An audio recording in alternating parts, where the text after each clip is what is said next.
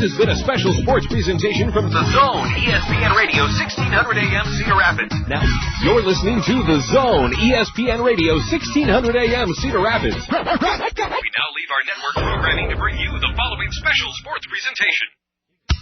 Cedar Rapids Kernels, that's a good time roll. Are you ready for Kernels baseball? The Class A affiliate of the world champion Anaheim Angels plays right here on The Zone, ESPN Radio, 1600 AM. Now, in his 8th season bringing you the fun of Cedar Rapids baseball, here's the voice of the Kernels. He's the one, the only, John Rogers, here on The Zone, ESPN Radio, 1600 AM. Cedar Rapids Kernels, that's a good time roll.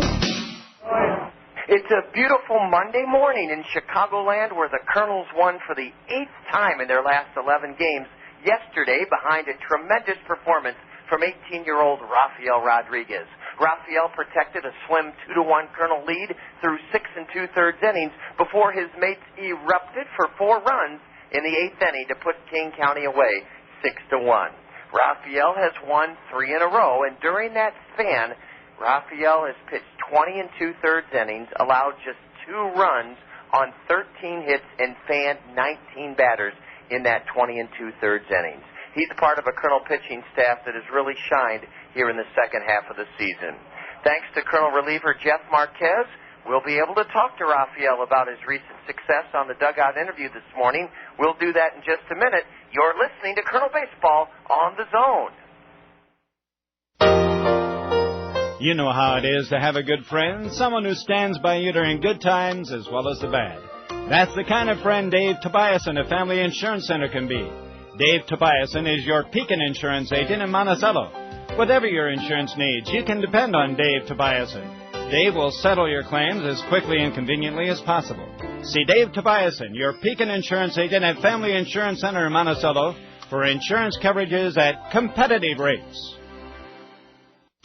Toyota takes another leap forward in material handling efficiency. Hot Toyota Lift would like to introduce you to the new Toyota AC Electric Forklift. AC technology provides unprecedented acceleration, dramatically increasing operator cycle times, thus increasing production. And because DC components are no longer needed, you will significantly lower your maintenance costs. A clean running, dependable unit is the result. Coupled with today's attractive interest rates, there's never been a better time to join Toyota's AC revolution. Contact Hub Toyota Lift in Cedar Rapids, Peoria, Des Moines, and Davenport. Jeff Marquez, thank you so much for being with us this morning on the dugout interview. You, Jeff, were a part of that thrilling yet heartbreaking loss here on Saturday evening, 5-4, and it was so critical that Rafael and his teammates put that memory behind us and play well yesterday, and that's exactly what we did. Could you ask Rafael, was he brimming with confidence before the game yesterday, despite the tough loss the night before? Quiero saber que si, como perdimos el juego anteriormente, el día anterior, bien cerca el juego, si tú tenías mucha confianza cuando te fuiste a pichar a él. I feel ready for next day, and I said, okay, it's only one game. I need to ready for the next game, and I'm gonna concentrate on my game. I'm gonna pitching like perfect, and I wanna throw good next day.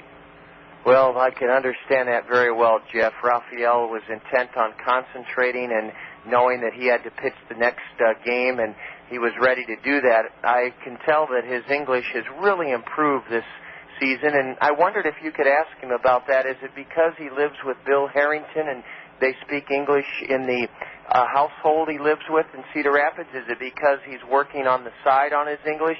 Is it because he speaks English in the clubhouse? Quiere saber que tu inglés está mejorando mucho y quiere saber por qué está, dónde ha mejorado, si es por Bill Harrington que te está pegando con él o está aprendiendo por el lado o en el clubhouse. Quiere saber dónde tú estabas mejorando en inglés, pues cómo. Oh, I'm talk more English now because I'm gonna speak a lot all the time, every day. My whole family, Bill Harrington and Gloria Harrington. My whole father and my whole mother talk all the time in England, and he wanna me talk more English, and for that one I got more English, and I talk a lot on the telephone, English, my friend is kidding. all the time, and for that one I got more English now. Jeff, I want to get your perspective on that. You're bilingual. You have to admire Rafael. He's only 18 years old, and it seems like he's making a great effort. Just what he said, he's talking English on his cell phone. He talks to Gloria and Bill Harrington, his host family, in English. And, boy, that's tough because it would be like me trying to speak Spanish to him right now. I wouldn't be able to do it unless I really worked on it. No, he has definitely improved. I played with him last year, and I can see the improvement. You also got to understand that he's also young. And I think the younger, the easier and the better it is to acquire another language and just go ahead and learn it quicker. But he has improved. Well, that's true. I wondered, I've heard other guys say in the past, Jeff, and I wanted to get Rafael's take on this. I've heard that some Spanish-speaking players from the Dominican, like Rafael, even watching television helps them better their English skills. Does he believe that or not? Quiero saber que si el televisor, viendo televisor en inglés, te mejora hablar el mejor inglés. Es more good because you watching, if you watching TV and you listen what he said, and you understand. So I'm understand more like I'm speaking, because if you watching TV and you listen to music, I'm gonna listen a lot of music in the United States. I love that music. Every song I like, and for that one I wanna speak more. And every day I got more, a little bit more. Rafael is treating his English like he is his pitching, more, and more better. He was tremendous yesterday. And Jeff, I wondered, Rafael went through a dry spell where he went almost a month and a half without a win, and Todd Klaus and Erick Bennett never lost faith in him. He stayed in our rotation. He's won 3 games in a row. Would you ask him if there's any big difference or little differences in when he went through that dry spell without a win for over a month, and now he's really on a roll, commanding, dominating, confident? Is there any difference, or did he just have to work through it? Tú pasaste un mes y medio casi sin ganar un juego, y los coaches te dejaron ahí, todavía tenían mucha confianza en ti. Quieres saber qué es lo que te hiciste diferente, que si fue la confianza, qué fue lo que te hizo cambiar o seguiste igual, por qué empezaste a ganar ahora y tener mejor comando en pitcher y todo. Well, Klaus, he told me, I know you can do it, you can do it here. And I said, I can do it here, I can do it. I never said I can. I never said I can. I said, no, I'm ready. It's only about time I got it later. And now I got more better and I'm more concentration in the ball. When I throw my pitcher, I said, don't throw. Bernard, he told me all the time, the bullpen. When I throw drill, and when I throw bullpen, Bernard, he told me, don't throw pitching. It's not what you want now. So Bernard, he told me about that one all the time. I got it more, and I listen. And he told me, working hard every game. If you win today, working hard next day for next game. And you are more better, and you go get another win. And that's it. I'm working hard every bullpen, every run, every game. Every my work, I like working more hard for next day, and I got more wing, and I go up, not like down, up. I want to go up. Rafael, you put it very well, and it's a universal truth in athletics. I'm sure Jeff would agree, the value of hard work. Jeff, he said he works hard in his bullpens, he works hard on his drills between starts, he works hard when he runs, and he mentioned going to the gym and how hard he works there. And boy, hard work will take you a long way in any endeavor you do. Well, Klaus demands perfection from us, and when he says perfection, I believe the way I take it is perfection on and off the field, throwing the ball, lifting, whatever it takes, anything baseball related. I believe the more we try to be perfect at it, the better and near perfect we're going to get. Great lessons garnered from Rafael Rodriguez and Jeff Marquez this morning on the Dugout Interview. Rafael was brilliant in pitching the Kernels to a 6-1 victory here yesterday at Philip Elstrom Stadium. The Kernels have won 8-11. 8 of their last 11. We're glad you're with us on this Monday morning. We'll have a final word with Jeff and Raphael on the dugout interview when we return. You're listening to Colonel Baseball on the Zone. When we met, it's forget we would never forget the Ojanos. Now it's where mi amore and I dine in. We carry out the lunch and the dinner all the time for lasagna, ravioli, mandacati, cannelloni, tortellini, or try their delicious salads and sub sandwiches too. The Ojanos is the hometown taste of Italy. For your next meal with friends and a family, remember the Ojanos with 5 convenient locations for the pasta that makes you sing.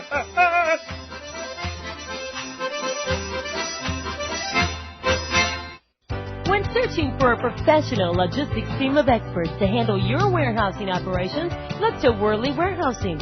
Worley Warehousing will help you achieve greater efficiencies by providing superior warehouse facilities, technological advancements, and expert professionals.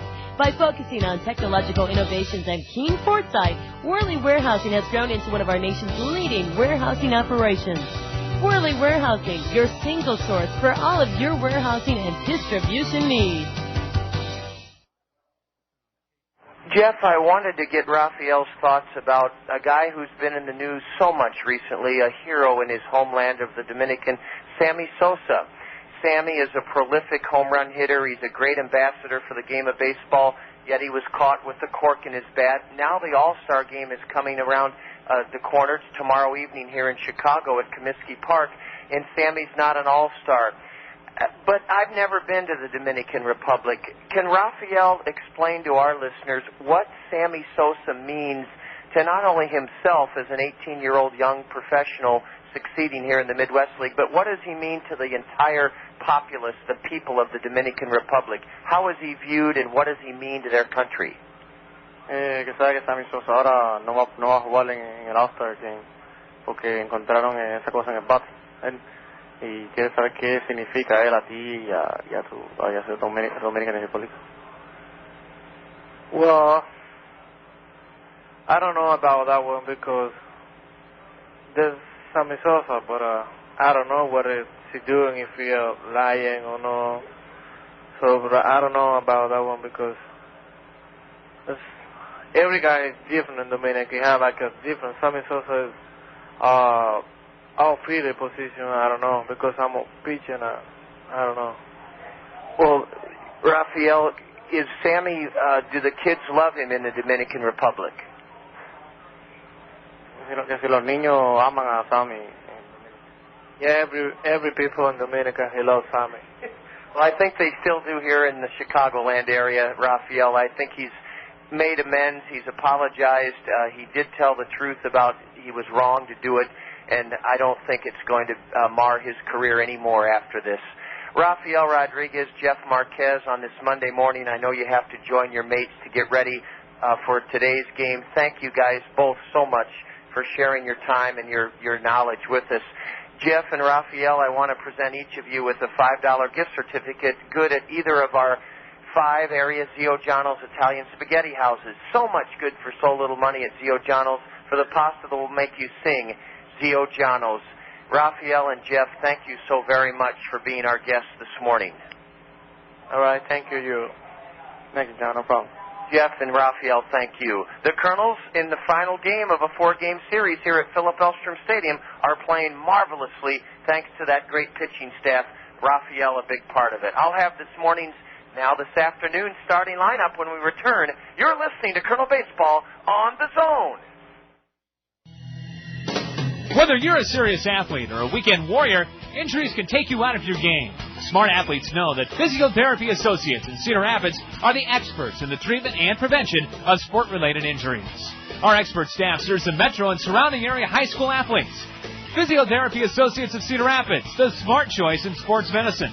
Call us at 398-1569. That's 398-1569. We'll get you back in your game today. Miller time, track 7. Well, chillin' with my crew in an ice cold brew.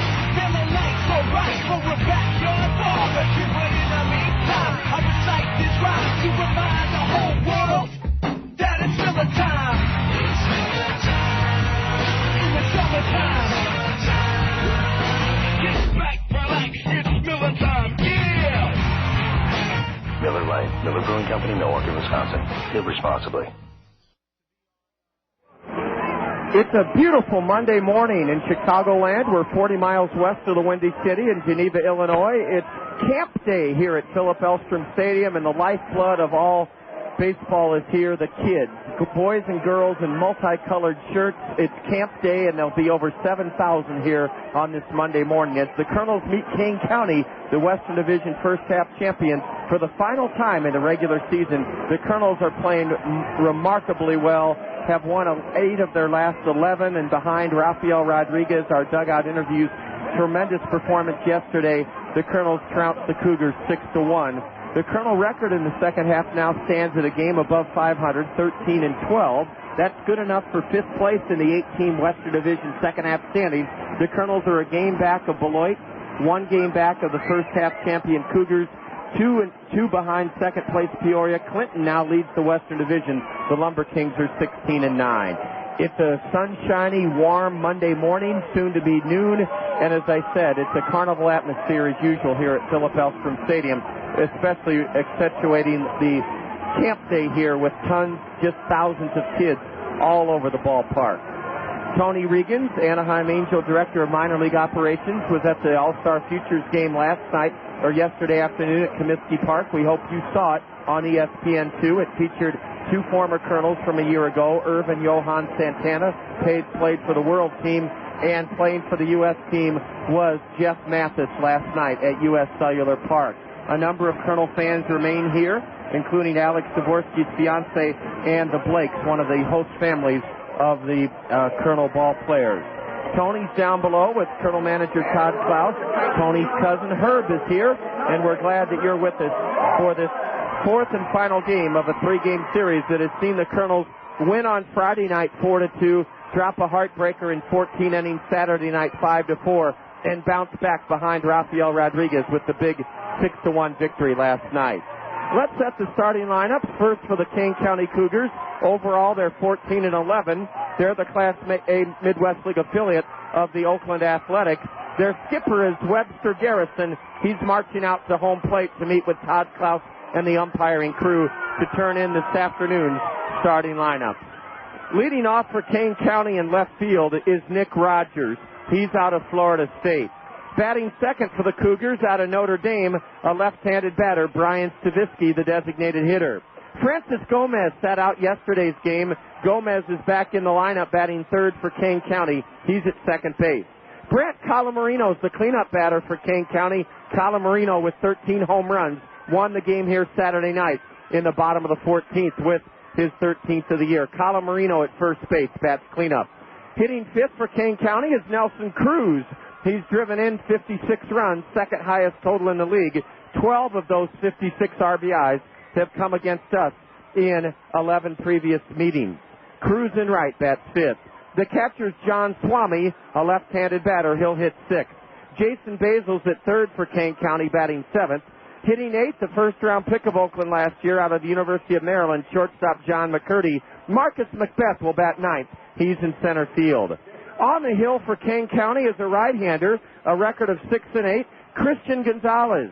Gonzalez is from the Dominican Republic. He's 23 years old, a 6-8 record with a 4.34 ERA. Believe it or not, Gonzalez's last win came in this ballpark against us way back on Memorial Day weekend, May 27th. He was a 1-0 winner. Since then, Christian Gonzalez has gone from a record of 6-1 to 6-8. He's lost his last 7 decisions in a row. That's the Kane County starting lineup. Allen Motor Company is proud to bring you the Allen Motor Company Kernel starting lineup this afternoon from Philip Elstrom Stadium. Just in at Allen Motor Company, like new, 2003 Buick Centuries. Half price compared to new. Those 2003 Buick Centuries start at just $11,995. Just in like new, starting at only $11,995. That's half price compared to new. Like new, 2003 Buick Centuries at Allen Motor Company. Visit Allen Motor Company, I-380 and Boyson Road, exit 25 in Hiawatha, or visit Allen's online by logging on to www.allenmotor.com, ALLENMOTOR.com. The Allen Motor Company Kernel starting lineup has the red-hot Kernel leadoff batter, Rancel Melgarejo leading off in center field. Rancel has 8 hits in 16 at-bats in this series, including 2 home runs. Batting second in the Allen Motor Company Kernels starting lineup. He's struggling a bit with the bat. All-star B.J. Weed. B.J. will be at second base and bat second this afternoon, a Midwest League All-Star. Hitting third in the Allen Motor Company order at shortstop, Erick Aybar.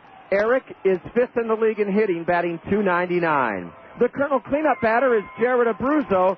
Jared is leading the Kernels in home runs with 11 and RBIs with 48. Abruzzo batting cleanup, the designated hitter.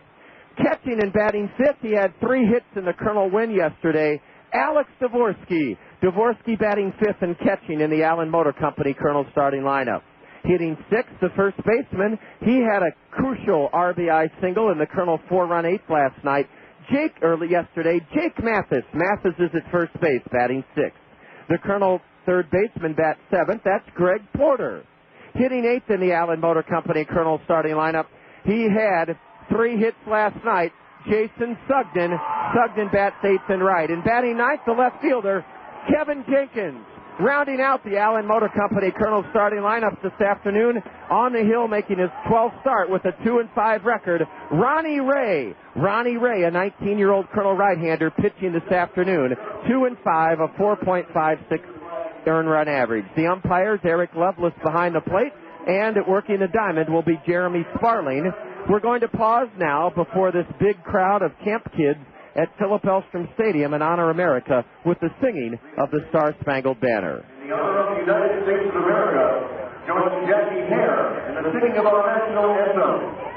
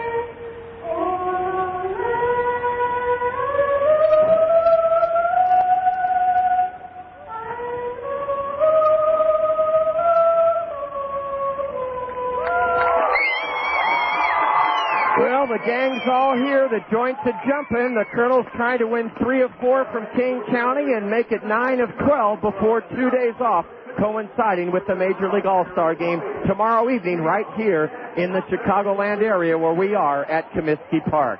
Kernel Baseball here on the Zone is brought to you all season long in part by Wells Fargo Bank. Wells Fargo Bank, helping customers succeed financially for more than 150 years.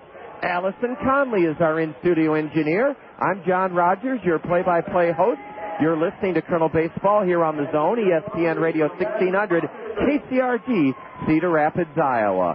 The Kernels are playing dynamite baseball and hope for a win before 2 days off starting tomorrow. You're listening to Kernel Baseball on the Zone. If you're looking for something, there are many helpful tools. A telescope? When you're looking for something big. A microscope. When you're looking for something small. Or bare feet. Oh. When you're looking for lost Legos. But if you're looking for a family doctor, the most helpful tools are your telephone or your computer. Simply call Mercy Care Family Physicians at 369-4444 or visit our website, at www.mercycaredoctors.com for all the details on the Mercy Care Family Practice location nearest you. You'll find the Mercy Care family physician best suited to your needs, including those who offer special services for... So if you're looking for a family doctor, choose the right tool for the job. Call 369-4444 or on the web at www.mercycaredoctors.com. Looking for a family doctor has never been easier.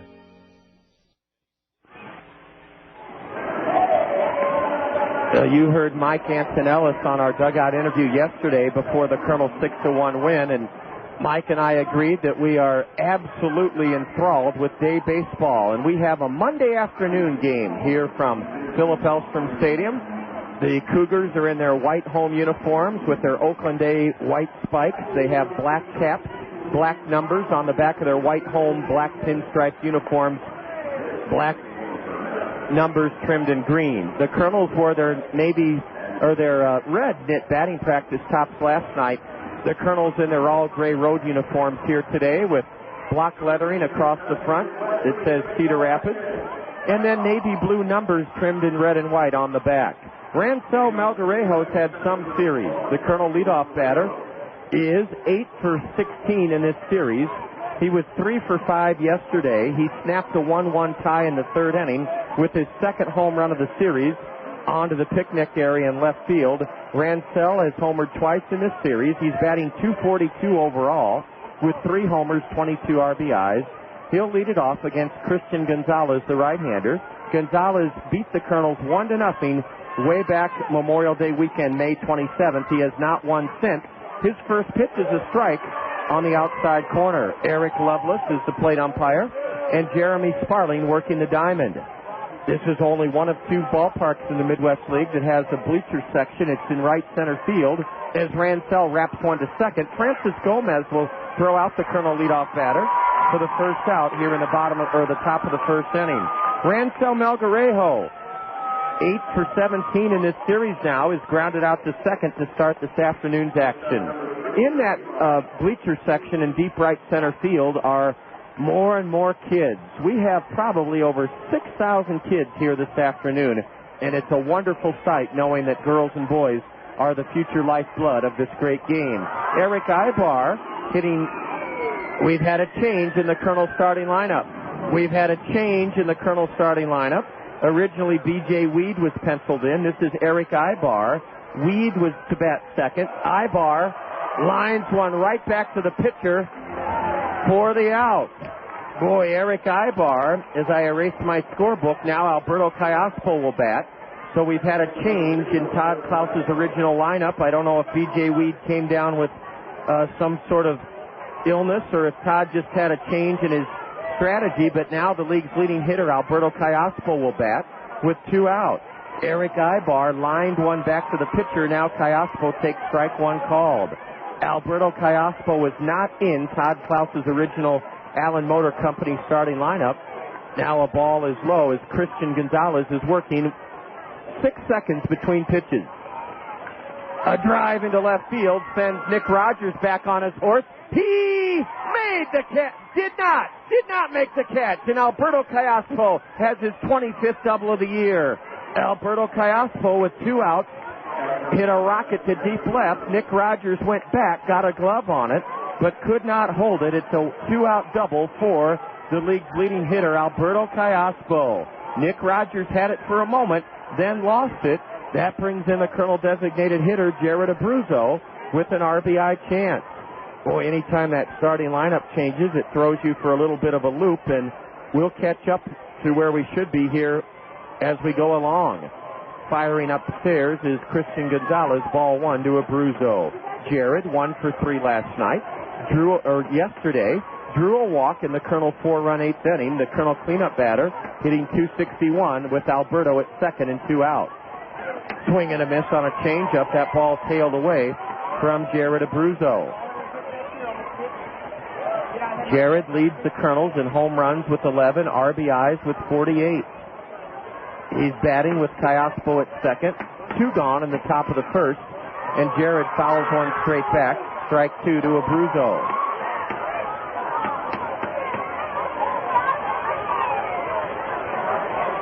Alberto Callaspo, originally not in the the Allen Motor Company Kernels starting lineup. All of a sudden, he appeared out of the dugout. Gonzalez checks Alberto at second. The 1-2 to Jared. Strike 3 called. That pitch was about 3 inches above the letters, but the plate umpire called Jared out. Let's hope Erick Lovelace has that high strike in place all afternoon long. That pitch was above the letters, but strike 3 called.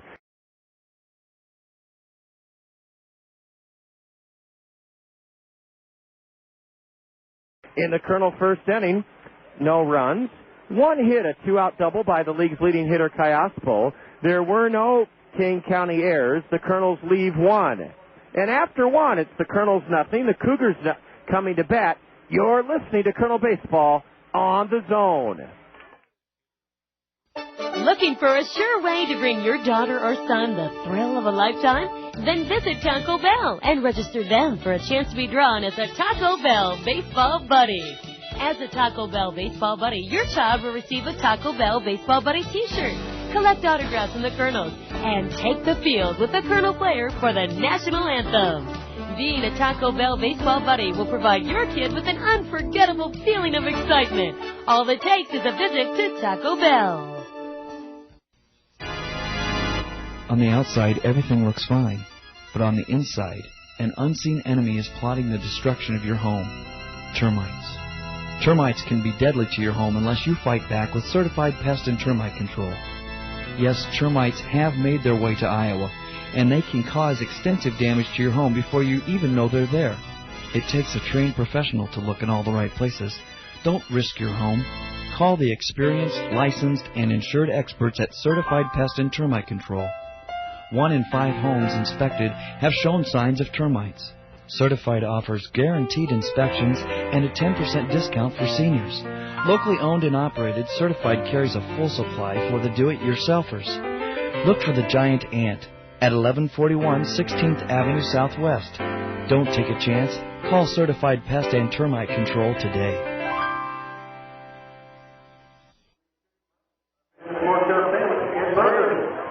The Kernels got a 2-out double from Alberto Callaspo, but couldn't cash in the top of the first inning. We go to the bottom of the first. This is our 12th and final meeting with the Western Division first half champion Kane County Cougars.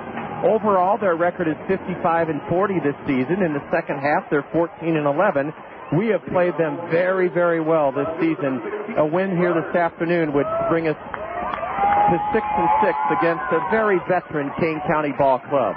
Their leadoff batter is Nick Rogers. He's going to face Kernel 19-year-old right-hander Ronnie Ray. Ronnie is 1-2 and lost 5. He's pitched 53 and a third innings in 11 previous starts, given up 61 hits in those 53 and a third, and he drops in a beautiful curveball, a strike to Nick Rogers. Nick's a right-handed batter. He was 0 for 4 yesterday, struck out 3 times. He's batting .255. An open stance, 3 homers, 23 RBIs, a swing and a miss and a good changeup. Ronnie Ray had the batter swinging at a pitch in the dirt. Strike 2 to Nick Rogers. Nick with 3 homers, 23 RBIs, 0 for 7 in this series. Rogers is from Florida State. He's 23 years old, and he takes the curve in the dirt for ball 1.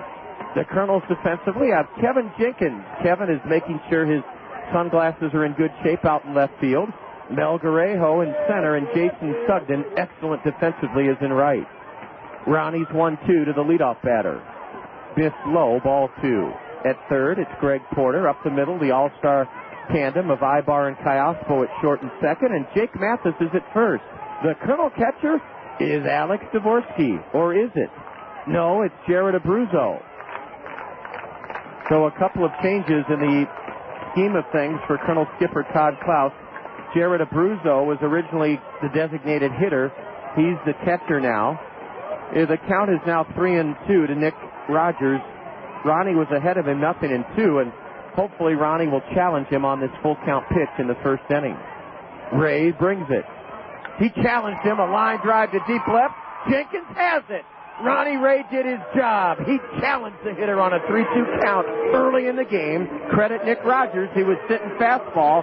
and he whacked it hard into left where Kevin Jenkins calmly drifted back and made the play. Boy, you like to see a young guy at 19 challenge a hitter early in a game, say, here's my fastball, hit it if you can, and Rogers hit it well, but lined out to left. And Ronnie Ray gets the leadoff batter. Here's Brian Stavisky out of Notre Dame faking a bunt. He takes a Ronnie Ray slider on the inside corner. Strike one called. So if you're scoring at home with us this afternoon, and I know a lot of you do that, Abruzzo is the cleanup batter. He's catching. He was originally penciled in as the DH. Ball one is low to Brian Stavisky. Brian has 3 hits and 9 trips in this series. 1 for 3 yesterday, a leadoff single in the 7th inning. Stavisky hitting .271. Takes a pitch. It looked good at the knees, but the plate umpire called it ball 2. The plate umpire is Erick Lovelace. Brian Stavisky, 22 years old, taken by Oakland in the 6th round out of Notre Dame. He wraps one foul past first, pulling it sharply on the ground, and it's 2-2 to Brian Stavisky. The DH steps all the way out of the dirt batting circle. He uses a black lacquer bat. You couldn't have a nicer day for baseball, and we're sure glad you've made us a part of your Monday afternoon here on the Zone. Ronnie's 2-2.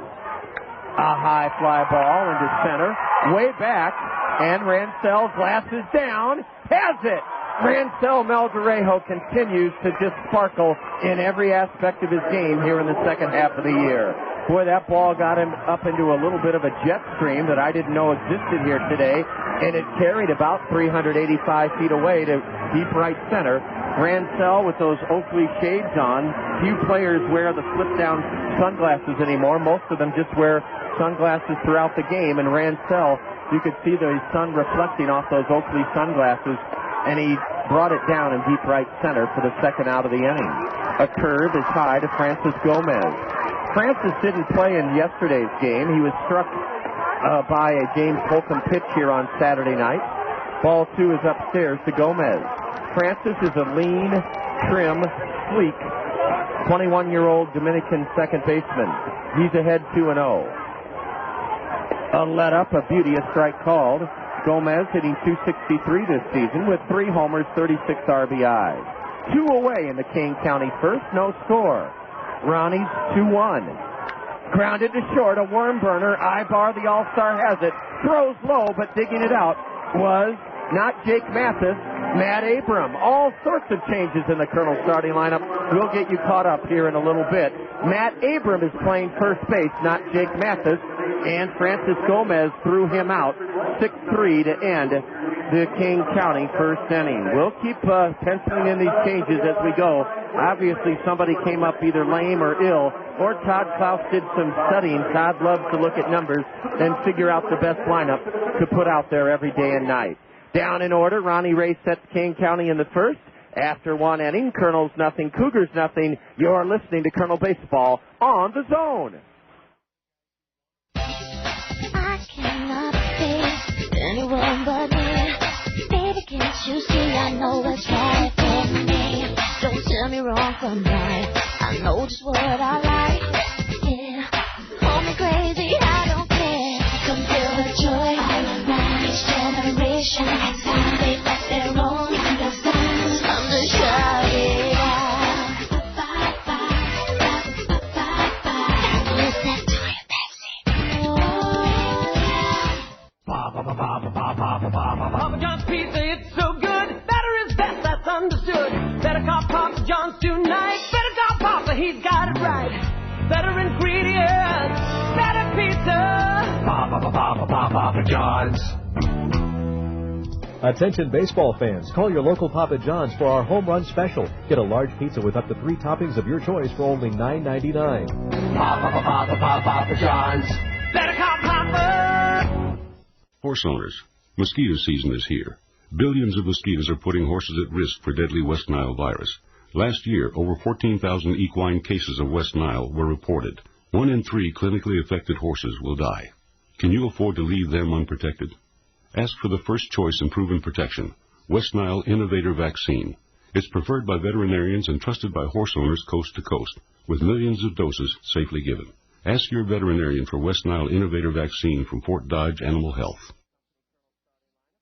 In and takes a fastball outside from Gonzalez. Now the 1-0 is pounded foul past third. Strike one to Matt Abram. Matt, in 18 games, batting .241. Abram has belted 4 home runs in just 18 games, driven in 12. 5 doubles, no triples. Matt didn't play in yesterday's Kernel win. A 38th round pick of Minnesota 2 seasons ago out of Arizona, the University of Arizona. Ball 2 is low from the fast-working right-hander, Christian Gonzalez.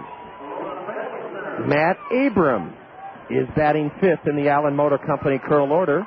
He's 1 for 9 in the series, and he takes a curveball and loops it foul behind home plate. And that's 2-2 to Abram. On deck is Greg Porter, as we continue to try to deal with this deck of shuffled cards on the behalf of the lineup. A beautiful curveball, and Matt Abram is caught looking at second strikeout in a row for right-hander Christian Gonzalez. Greg Porter was to bat 7th in the Allen Motor Company order. He's batting 6th. Greg, a .287 hitter. No homers, 15 RBIs in 38 games. Greg Porter is batting 6th in the Allen Motor Company order. We'll see who's on deck. Caleb Mayer is on deck. So, boy, this Kernel lineup really changed suddenly. We didn't know about it until guys have stepped to the plate, and we're making adjustments. A ground ball to first. Colamarino, an easy play, 10 feet back of the bag. Greg Porter rolls out or grounds out to first for the second out here in the Kernels' second inning. The Kernels have 1 hit so far in the early going, a 2-out double by Callaspo to deep left in the top of the first inning. 2 away, and the batter is Caleb Mayer. Caleb is really struggling for his standards, and we'll have to check and see. I believe Caleb is the designated hitter today. He loops one into shallow right. It may fall, it may fall, it may fall. It does fall. Just what the doctor ordered for a guy struggling. A Texas League single. First pitch swinging, Caleb Mayer, who appeared as a pinch hitter in yesterday's Kernel win, has the Kernel second hit of the day. Caleb Mayer dropped a Texas League single between Macbeth in center and Nelson Cruz in right. And that'll bring in Jason Sugden. Jason had a wonderful game yesterday. Suggy, as his teammates call him, a switch hitter batting left, had 3 hits in the Kernel 6-1 win. Sugden, 3 for 4, drove in 2 of the Kernel 6 runs. He spins out of the way of a curveball and took it for strike 1. Sugden was faking a bunt. Well, we're catching up now with this Kernel shuffled lineup, and we'll be glad to see the guys bat through the order the first time. A fastball, a swing and a miss, tied Jason Sugden up in knots. No score, runner at first, 2 away. Top of the second inning. The final regular season meeting between the Kernels and the Cougars. Can Jason climb out of an 0-2 hole? A snap throw to first, and returning safely is Caleb Mayer.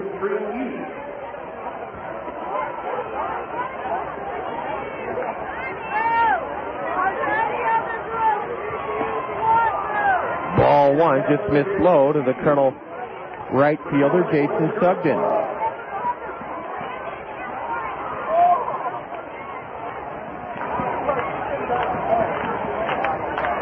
Sugden with a slightly open stance.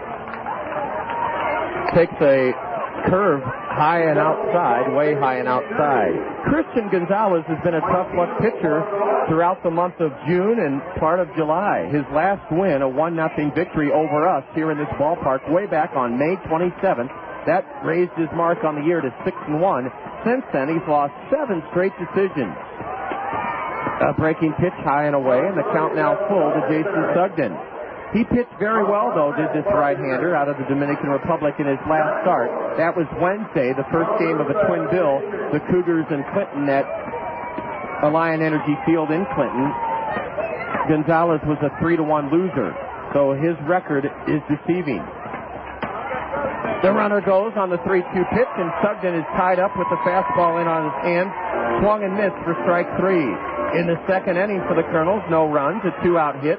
There were no Cougar errors. The Kernels strand one. We've left 2 aboard in our first 2 at-bats this afternoon. After an inning and a half, the Kernels nothing, Kane County nothing. You're listening to Colonel Baseball on the Zone. Big city dining at a small town price. I'm Mike Curry, owner of Fat Daddy's in Marengo. Bring the kids and your appetites for the best in family dining to Fat Daddy's. Our huge menu will please every taste bud with steak, seafood, pasta, ribs, and on Sundays, the best brunch in eastern Iowa. Special occasions are made better with Fat Daddy's catering service. And everything tastes better with our signature line of spices and sauces. Pretty hot and tasty, if I do say so myself. Marengo Memorial Hospital, where our family cares for your family. The relationship a hospital shares with its patients is measured not only in healthy citizens, but also in a positive impact on the community. Marengo Memorial Hospital brings hundreds of jobs to Iowa County and millions of dollars in taxable revenue. That means we're providing physical and fiscal health to our town, Marengo. We're proud of our efforts to provide quality health care and a variety of services to our patients. Marengo Memorial Hospital, where our family cares for your family. It's a fast-paced world. Things change at the speed of sound, yet some things never change, like your desire to deal with a solid, dependable car dealer. Zimmerman Ford has been around for 31 years. They still deal with a handshake and a promise to be there after the sale with quality service. Zimmerman Ford Town is Eastern Iowa's largest volume Ford dealer, and you don't get that way without being rock solid. Check them out on the web at FordTownUSA.com or in person on First Avenue in Cedar Rapids. Ford, BMW, Hyundai, and Mitsubishi at Zimmerman Ford Town. On this gorgeous Monday afternoon with a couple of big white billowing clouds set against a crystal clear blue sky, sun shining brightly, the Kernels and King County Cougars early on, scoreless. We go to the bottom of the second. The leadoff man for King County is a slugger, their cleanup batter, Brant Calamarino. He went around, didn't mean to, on a Ronnie Ray high fastball, strike one. Calamarino 0 for 3 yesterday, drew a leadoff walk in the fourth inning against Colonel starter and winner Rafael Rodriguez, but was erased in a double play. Brant Calamarino, 13 homers, 52 RBIs, a .247 average. He grounds one to first. Matt Abram will wave Ronnie Ray off, and Matt Abram makes the play unassisted. Brant Calamarino grounds out sharply to first for the first out here in the second inning.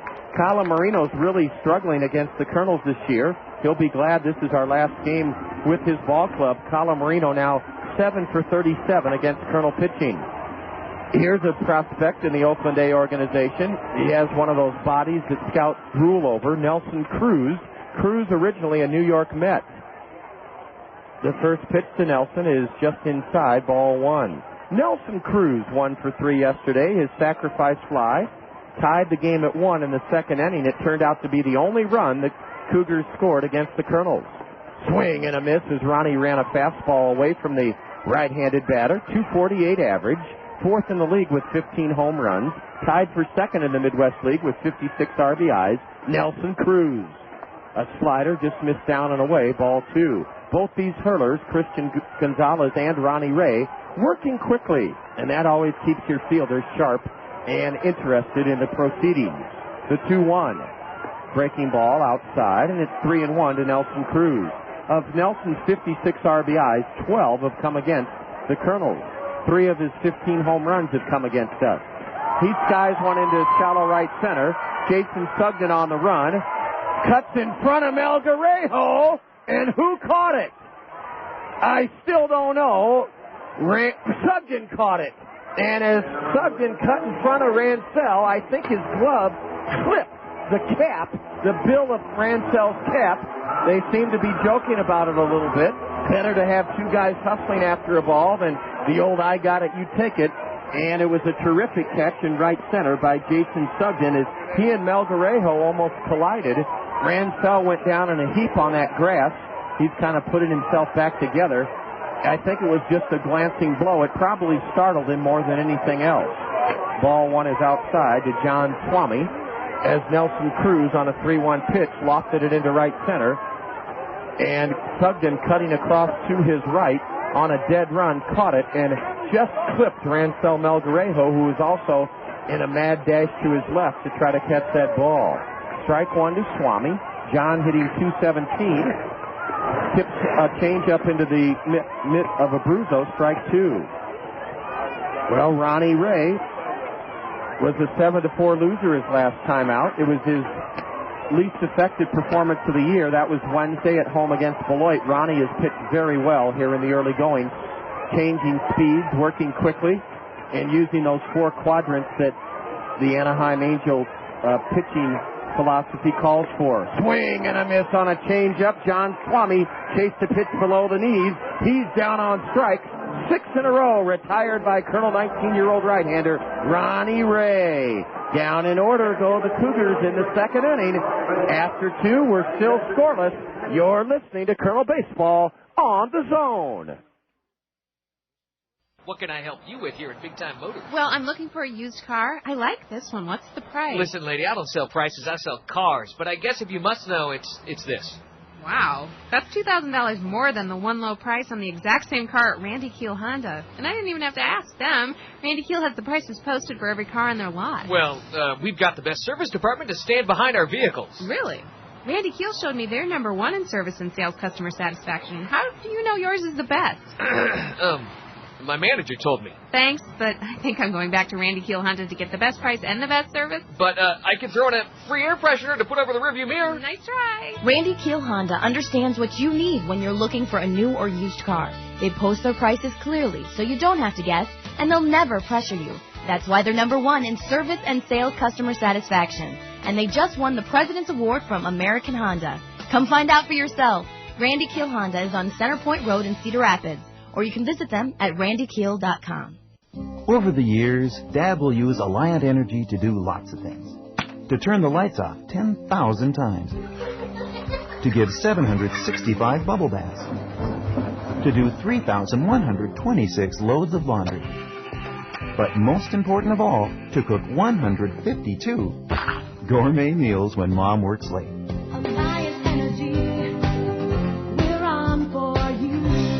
To learn more, call 1-800-ALLIANT. Go to the top of the third inning, a fast-moving game. Both clubs a little bit refreshed. Both looked drained emotionally and physically yesterday after the 14-inning Cougar 5-4 victory here on Saturday evening. As Kevin Jenkins gets set to lead off the Colonel third inning in a scoreless game, we want to thank our great friends and supporters at Kirkwood Community College. Kirkwood Community College, learning for your lifetime. And I continue to be amazed at the rising enrollment of Kirkwood. They have nearly 12,000 students now. Kirkwood Community College, a great friend of the Kernels. Kirkwood, learning for your lifetime. Kevin Jenkins, 0 for 2 yesterday, was hit by a pitch before being lifted in the Colonel 4-run 8th inning for a pinch hitter. Kevin stands in for the first time this afternoon and cuts on a fastball and missed it. Strike 1. Kevin in 26 games, hitting at 169, a home run, and 4 RBIs for the Colonel left fielder today, Kevin Jenkins. Look out, he has to jackknife out of the way of a pitch up and in from the Cougar right-hander, Christian Gonzalez. He's won 6, he's lost 8, his ERA 4.34. He delivers a strike on the inside corner, and he's ahead of Jenkins 1-2. Kevin uses a two-tone color bat, a white ash handle, and a black lacquer barrel. The 1-2. Swing and a miss, the pitch in the dirt. Swami bare hand, throws high, save! And that's the value of the habits that Todd Klaus has this ball club in. Kevin Jenkins didn't give up after he struck out. The pitch was in the dirt. It only rolled 4 feet from the catcher's right hand. Swami picked it up, went into fair territory, threw high, pulled Brant Calamarino off first, and because of that, the Kernels have a runner at first with nobody out here in the top of the third inning. An error on the catcher, John Swami, the first of the day, and it's Swami's 7th error of the season. E2 as he threw that ball high. Kevin Jenkins is running, a pitch down and away, throw to second, save! Kevin Jenkins slid to the inside part of the bag. The throw by Swami beat Jenkins. The tag by Nelson Cruz apparently missed Kevin Jenkins. Listen to the kids booing the base umpire, Jeremy Sparling. They thought Jenkins was out, and I'll say this for the kids. They have keen eagle eyes. The throw did beat Jenkins. Apparently, Mel Garejo missed a hit-and-run sign. The pitch was down and away. Ball 1 to Ransell. A bunt, a beautiful bunt. And the pitcher, nobody covering first. Ransell reaches base. Oh, the Cougars were caught off guard as Ransell popped a bunt up the third base side. It fell, and the pitcher, Gonzalez, moving off the mound, now kicks at the rubber. And that's a sign of sheer frustration by Christian Gonzalez. They haven't ruled on it yet. On to third went Kevin Jenkins. The bunt by Mel Garejo was a good bunt, but had somebody covered second, he would have been out on a close play at first. And had the second baseman covered first base, he'd have been out. Instead, it's first and third, nobody out. And a fastball up and in to Erick Aybar. Erick lined back to the pitcher in the first inning. Christian Gonzalez is fuming. He's absolutely fuming. There's smoke coming out of his ears after that box play on a bunt, a throw to first, and he threw that to first with all the anger and frustration he could muster. You can't blame Gonzalez. He's lost 7 straight decisions, and his teammates fell asleep on him, not covering first base on a good play he made on a Ransell bunt. They've credited Ransell with his 9th hit of the series. Now a lollipop curve is outside. Ball 2 to Aybar. Credit Ransell Melgarejo with a bunt single. He bunted it to the left side of the infield. A one-hopper. It went in the air. For a moment I thought Jason Basil, the third baseman, might catch it. He couldn't get to it. Another toss to first, and Ransell back standing up. Oh, the Kernels are playing with a great deal of confidence and assertiveness out on that diamond right now.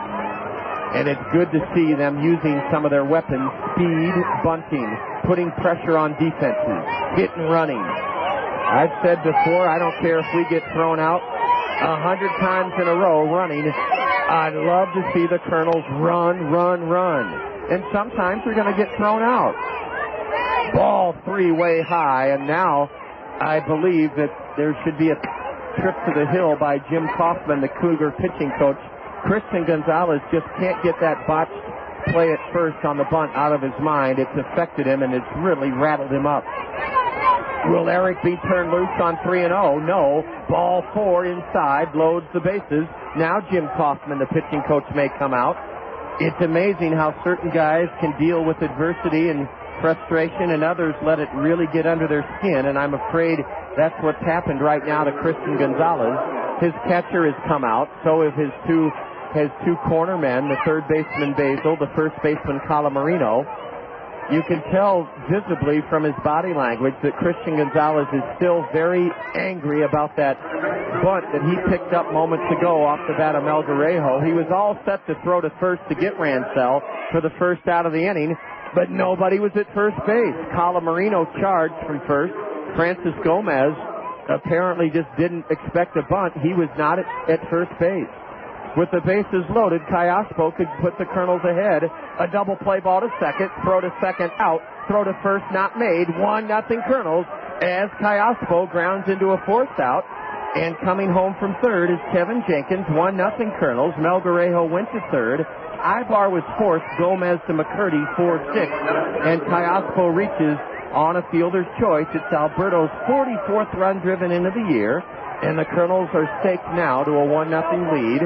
Still have a chance for a big inning. First and third, 1 out for Jared Abruzzo, who struck out looking in the first inning. 1-0 Kernels.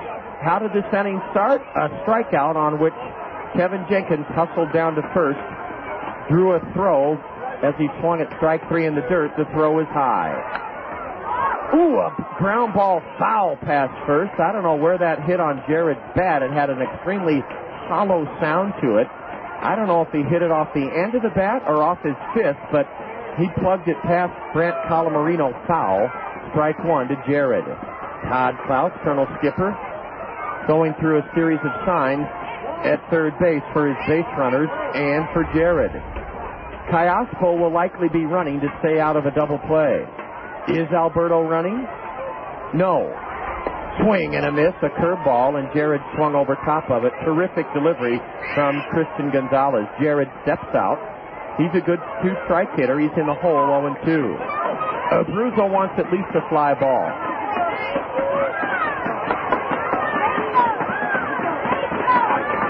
The right-hander looks at third, and he throws to first, and Callaspo out.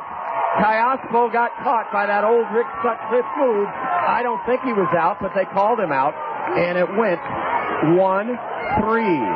Alberto apparently was leaning. We predicted he would be running, and that hurts. You don't mind getting caught stealing, but you do mind getting picked off, especially in that old maneuver. Now Ransell breaks down the line at third, and a bouncer to first will end the inning. I'll be darned. A throw to the pitcher covering. We had the bases loaded with nobody out, but unfortunately could not score more than just one run. In the Colonel third inning, one run on only one hit. There was one Cougar error. The Colonels leave one man aboard.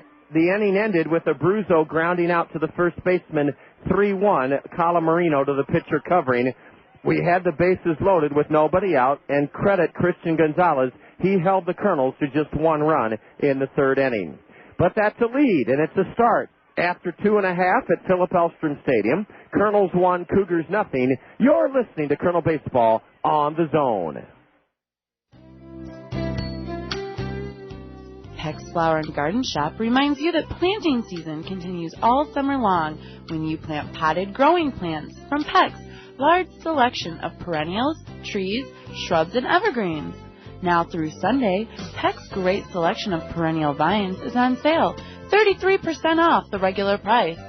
Choose from trumpet vines, honeysuckle vines, and many others. Perennial vines add color and a unique dimension to your garden with foliage and flowers. Perennial vines now on sale, 33% off the regular price. Remember, grow your vines on a decorative trellis. Trellis is now 25% off the regular price. All wooden and metal trellises are in stock at Peck's. Have fun growing your vines in your garden.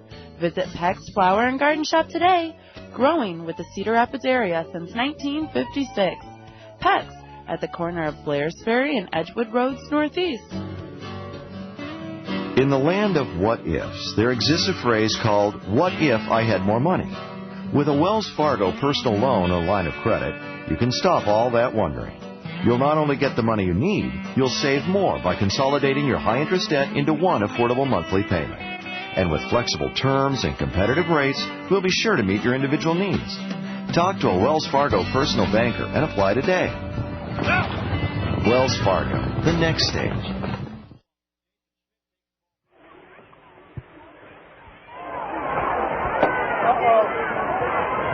1-0 Kernels is the Cougars bat in the bottom of the third. Ransell Melgarejo late coming out of the Colonel third base dugout. Not sure if he was shaken up on that collision with Sugden or if he might have pulled something on his bunt single, or perhaps he just needed to replenish his fluids on this warm, sunny Monday afternoon. Ransell now hustling out to the center field area that he patrols with such grace and excellence. We go to the bottom of the third, the lower third in the Cougar order, starting with Jason Basil. 1-0 Kernels. We're back at home on Monday, July 21st.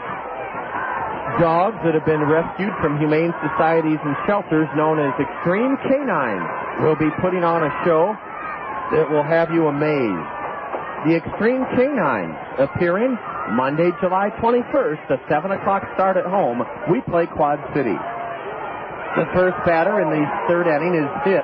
Ronnie Ray has hit his third batter of the season. Ronnie came inside, and just like that, one pitch to tie and run on for the Cougars. In the top of the third, or bottom of the third inning, 1-0 Kernels. Ronnie struck Jason Basil.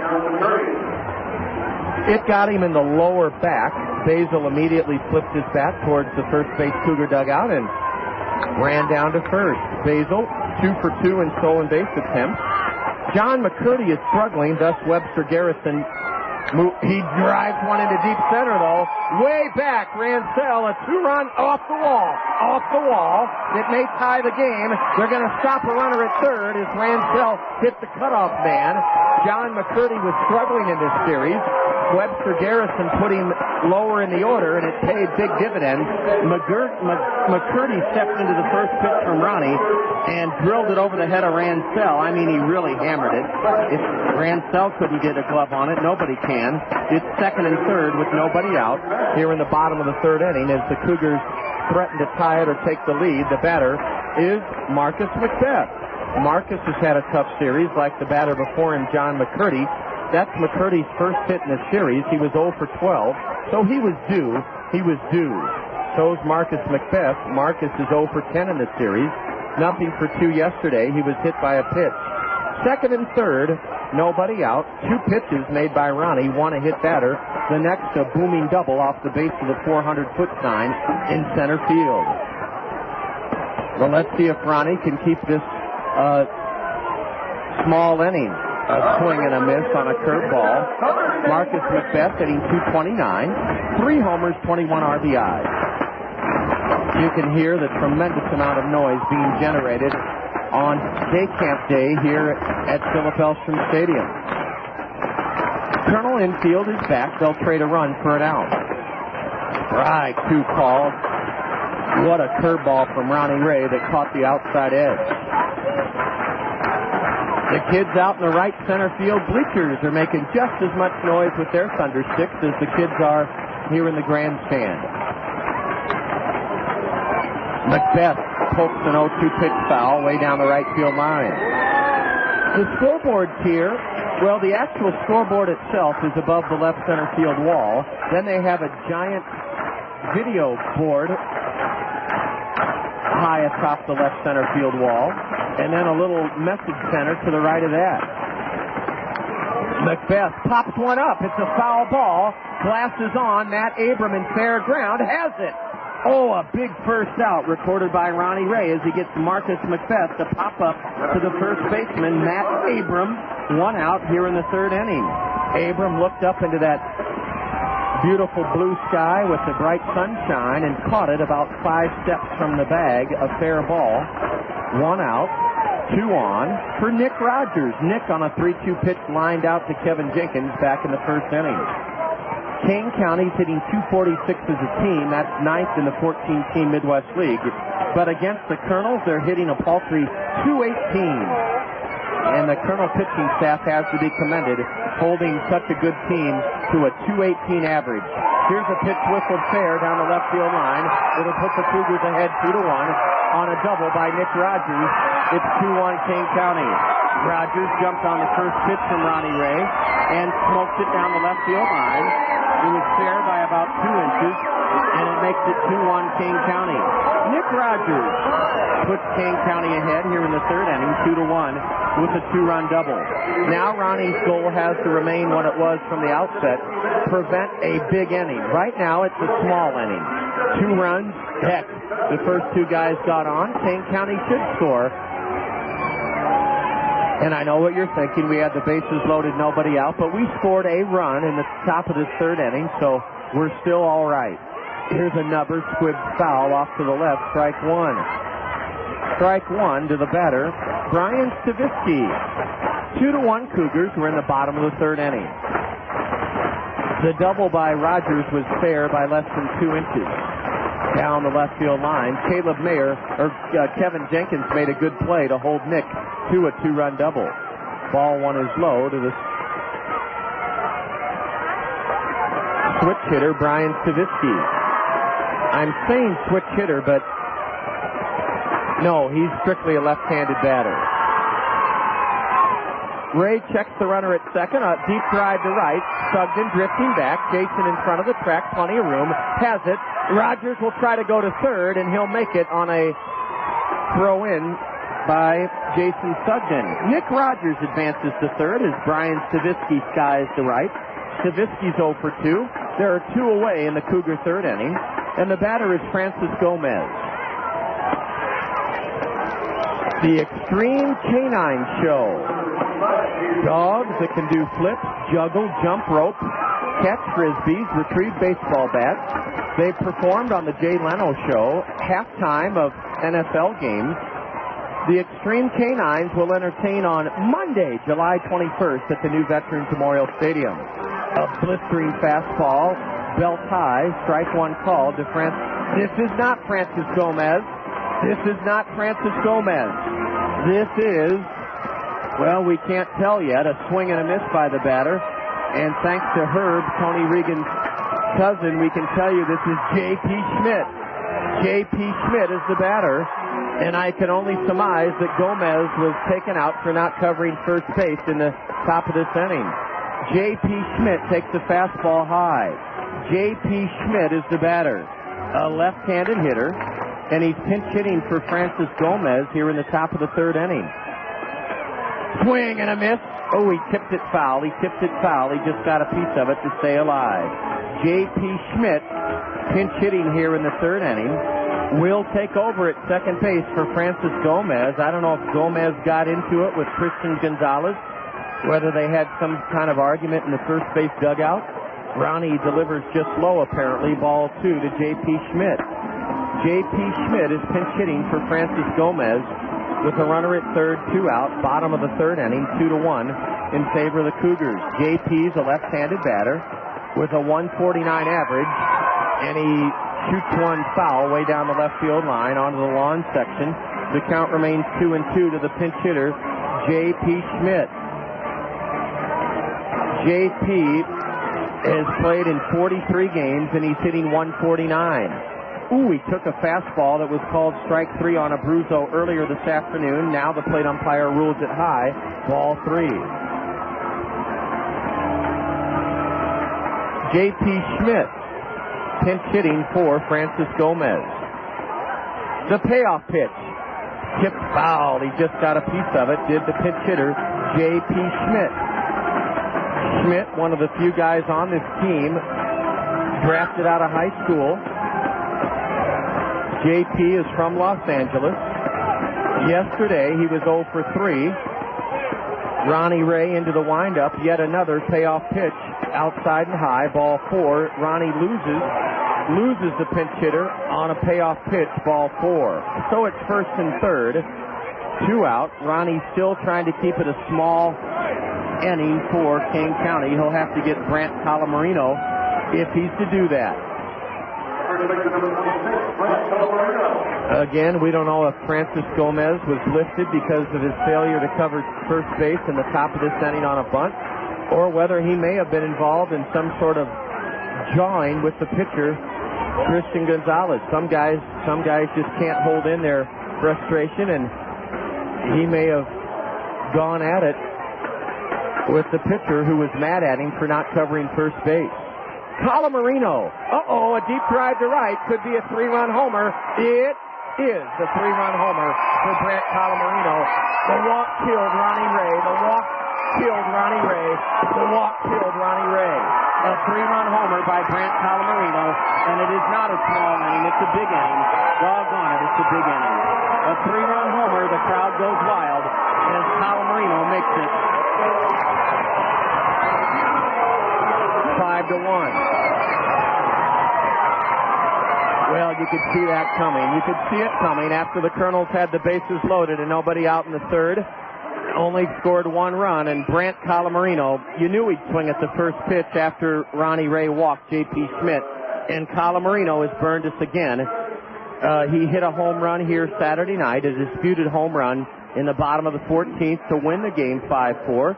He's just belted a 3-run homer here, his second of the series, his 14th of the year. And now the Kernels, unfortunately, couldn't keep it a small inning. It's 5-1 in favor of the Cougars. But we're playing well and are not out of this game. It's only the third inning. The batter is Nelson Cruz. Ronnie Ray lost J.P. Schmidt, and when he walked J.P. Schmidt, you knew Calamarino would be digging in, and Brant launched one over the head of Sugden and right for his 14th of the year. A swing and a miss by Nelson Cruz, 1-1. Those 2-out walks will just kill you.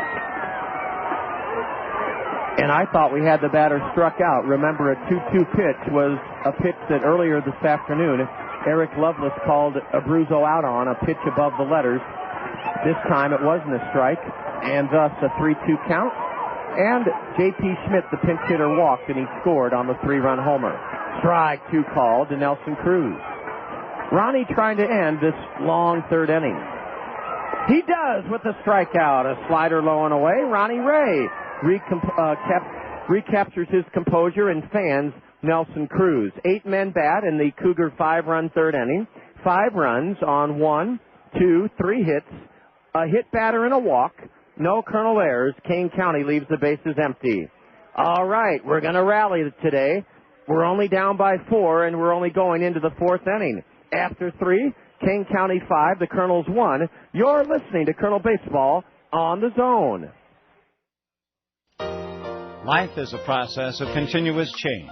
Each of us has to be prepared to adjust to constantly changing events. One way you can make sure you're taking care of all the changes in your life is to visit Phil Andrews, your Pekin insurance agent at Weidenhammer Andrews in Cedar Rapids. You can depend on Phil Andrews, your Pekin insurance professional, to give you sound advice on insurance for your home, auto, life, and health. See Phil Andrews at the Weidenhammer Andrews Agency in Cedar Rapids to make your life a little easier. Here's a fact about the new Veterans Memorial Stadium I bet you didn't know.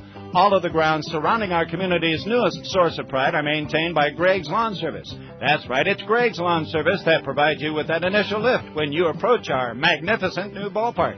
Greg's Lawn Service can put their first-class signature on your yard, elevating it to the same immaculate condition you see around the stadium. Greg's Lawn Service, a cut above the rest since 1983. It's the unexpected touches that make an anniversary special. The Lincoln Mercury Anniversary Clearance Sales Event, featuring savings on every 2003 Lincoln and Mercury, including our award-winning SUVs. Lincoln Navigator, the full-size luxury SUV that started it all. The all-new mid-size Lincoln Aviator, and the versatile Mercury Mountaineer.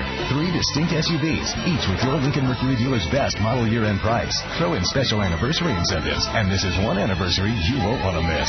See your Lincoln Mercury dealer today. Ends July 31st. Matt Abram will lead off the Colonel 4th inning. This crowd is still buzzing about the 5-run Cougar 3rd inning, but as I said, the Colonels are playing very well right now, and I don't think a 5-1 hole is by any means insurmountable. Abram takes the strike on the outside corner. Yes, the youngster down below asking if this team is from Iowa. We sure are. Iowa. Yes, we're from Cedar Rapids. Cedar Rapids, Iowa. If you've heard of Kurt Warner, the 2-time NFL MVP, the quarterback for the Rams, who plays with Marshall Falk, he's from Cedar Rapids, Iowa. A curve and a strike called to Abram. Matt in the hole 1 and 2. Matt struck out looking in the 2nd inning. We told you there were a ton of kids here today, and it's great to see all the youngsters at the ballpark. Abram dribbles one foul up the third base side. He's still alive, 1 and 2. These kids have thunder sticks. They have multicolored shirts on. And they're visiting the concession stands with a great deal of regularity. Swing and a miss on a fastball. It's tough to get a fastball by Matt Abram, but Christian Gonzalez accomplished that feat. 4 strikeouts for the Cougar right-hander. This game, early on, the momentum belongs to King County. The Kernels loaded the bases with nobody out in the 3rd inning. And unfortunately, the game kind of turned around. The inning turned around when Alberto Callaspo was caught leaning and picked off first base in that Kernel top of the 3rd. A strike on the outside corner to Greg Porter. Greg grounded out to first his first time up. Now the 0-1. Look out! Greg Porter had to do the limbo to get out of the way of that pitch up and in, and it's 1-1 to the Kernel 3rd baseman, Greg Porter. Now a pitch down and in, and it's 2-1 to Greg. We want to remind you here at the top of the hour that you're enjoying the fun of Colonel Baseball here on the Zone, ESPN Radio 1600, KCRG, Cedar Rapids, Iowa. The 2-1 to the Colonel left-handed batter. A bouncer to first, through the right side. I misread it. grossly off the bat. It's a base hit for Greg Porter. Greg pulled it on the ground. I was correct about that, but he pulled it to the right of Brant Calamarino and to the left of the diving second baseman, J.P. Schmidt. J.P. has taken over at second base here in the fourth inning after pinch hitting for Francis Gomez in the bottom of the third. 1 on, 1 out. Let's see if we can get Caleb Mayer his second hit in a row. Strike one called on the outside corner to Caleb. Mayer stroked a Texas League single into right in the second inning. He's batting .245, 5 homers, 31 RBIs, a curve, a double play ball to short, throw to second out. Oh, dropped at second. And Porter is safe. Greg Porter hustling into second is safe. An error on the new second baseman, J.P. Schmidt. That was a tailor-made 6-4-3 double play ball that should have ended the inning. It should have ended the inning. Instead, an error on the second baseman, E4, on J.P. Schmidt. And let's see if the Kernels can capitalize and pull a little bit closer to the Cougars. Jason Sugden looks in utter bewilderment as the plate umpire. He was stirring to bunt, took the pitch he thought was low and in. It was a called strike. Sugden batting with 2 on and 1 out. The error is on the second baseman, J.P. Schmidt. He dropped an underhand toss from the shortstop, just plain dropped it. Strike or ball 1 inside to Sugden. Jason Sugden struck out on the 3-2 pitch to end the Kernels' second inning. We're in the top of the fourth. It's 5-1 Cougars. The 1-1 to Sugden. Backdoor curve, low and away, ball 2. Porter hustling into second was safe as the second baseman, J.P. Schmidt, dropped the throw from shortstop John McCurdy. Sugden launches one foul down the left field line, out of play. It's 2-2 to the Kernel right fielder, Jason Sugden. The Kernels are trying to win a series 3 out of 4 for the third straight time. We beat Fort Wayne 3 out of 4, took Beloit 3 out of 4. If we can rally today, it'll be 3 out of 4 from the Cougars. Here's a high fly ball down the left field line, and just sandwiched between the hustling third baseman Jason Basil and Nick Rogers. The Kernels get a break. That ball could have been caught. I'm not saying it should have been caught, but it could have been caught by the third baseman, Jason Basil, or the left fielder, Nick Rogers. They pinched together in the Kernel left field bullpen, and the ball fell right between them. And that'll give Sugden another chance to help the Kernel cause here in the top of the fourth. The Kernels trailing by 4, 5-1. Sugden, a switch hitter, batting left. Grounds one to the right side. The second baseman throws to the shortstop to force Mayer. That went Schmidt to McCurdy. It went 4-6. Sugden reaches on a fielder's choice. He bounced one to the right side. Schmidt knew that Mayer, not fleet of foot, was running, and J.P. got Caleb 4-6 for the second out of the Kernel fourth inning.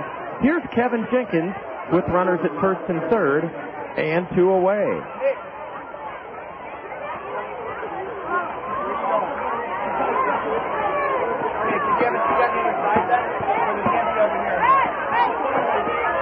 Kevin struck out but reached on a pitch in the dirt, a throwing error by the catcher his first time up, and he scored the game's first run on an RBI from Callaspo in the Kernel third inning. Kane County countered with 5 in their bottom of the third. The key blow, a 3-run homer by Brant Calamarino. 1-0 to Kevin Jenkins. Ooh, a curveball. It looked low and outside, but they ruled it strike 1. Yes, I tend to do some umpiring because we're right behind home plate here at beautiful Philip Elstrom Stadium.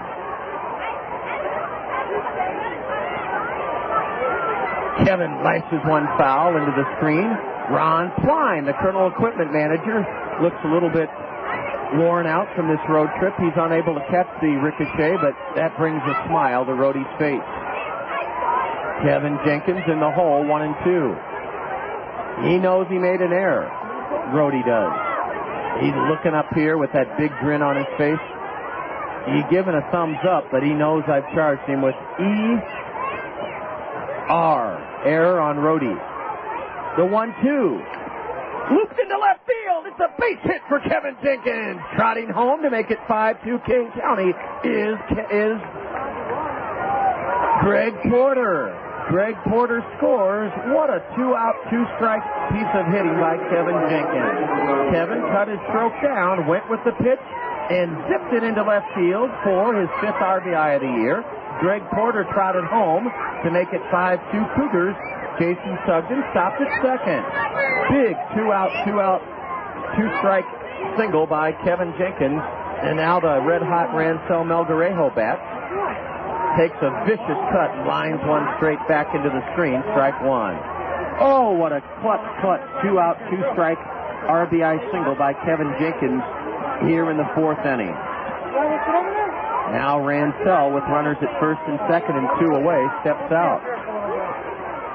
It's 5-2 Kane County on a 2-out, 2-strike run-scoring single laced into left by Kevin Jenkins.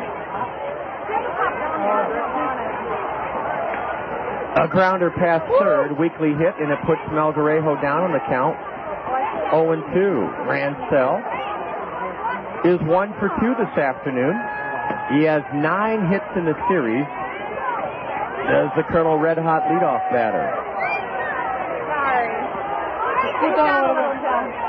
The Kernels are only down by 3 now and have a chance to take another chunk out of the Cougar lead if Rancel can battle out of this 0-2 count that he's dug himself. Gonzalez checks Sugden and delivers high, a fastball. Christian Gonzalez is making his 14th start of the year. He shut us out 1-0 May 27th here at Philip Elstrom Stadium. A complete game 1-0 victory. He gave us 5 hits in 9 innings, struck out 3, walked none. The 1-2 to Melgarejo, a curve, slapped to shortstop. McCurdy charges, throws out Rancel to end the inning. Rancel Melgarejo grounds out to short to end the Colonel 4th, but the Colonels do take a bite out of the Cougar lead. They score 1 run on 2 base hits, 1 Kane County error. Their second of the day. The Colonels leave a pair and have stranded 5 in 4 at-bats. Here we go to the bottom of the 4th inning. Kane County on top of the Colonels 5-2. You're listening to Colonel Baseball on the Zone.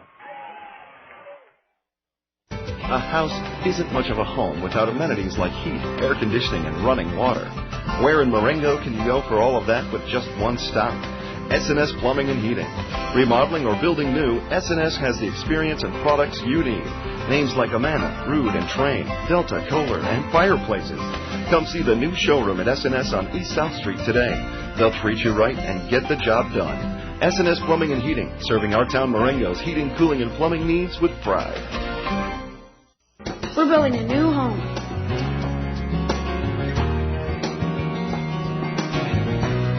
Hey, that's great. At Keystone Savings Bank in Marengo, we believe the only restriction you should face when building a new home is your imagination. Whether it's for your home or business, we want to be your partner. We offer a full line of banking services, checking, savings, home, business, auto, equity loans, and more. See us today at Keystone Savings Bank in Marengo and Keystone. Member FDIC. I'm Dr. Angela Hall, and from all of us at Marengo Chiropractic, thanks for your support of our growing business. Each of us looks forward to meeting you and serving your chiropractic needs now and in the future. Call us today at Marengo Chiropractic, 642-7732. Tom Voigtman Construction is proud to be a participating dealer in Alliant Energy's Energy Efficiency Solutions program. Call Tom Voigtman Construction and we'll build an energy-conscious home or addition for you that qualifies for many of Alliant's rebate programs. Call today, 642-7000.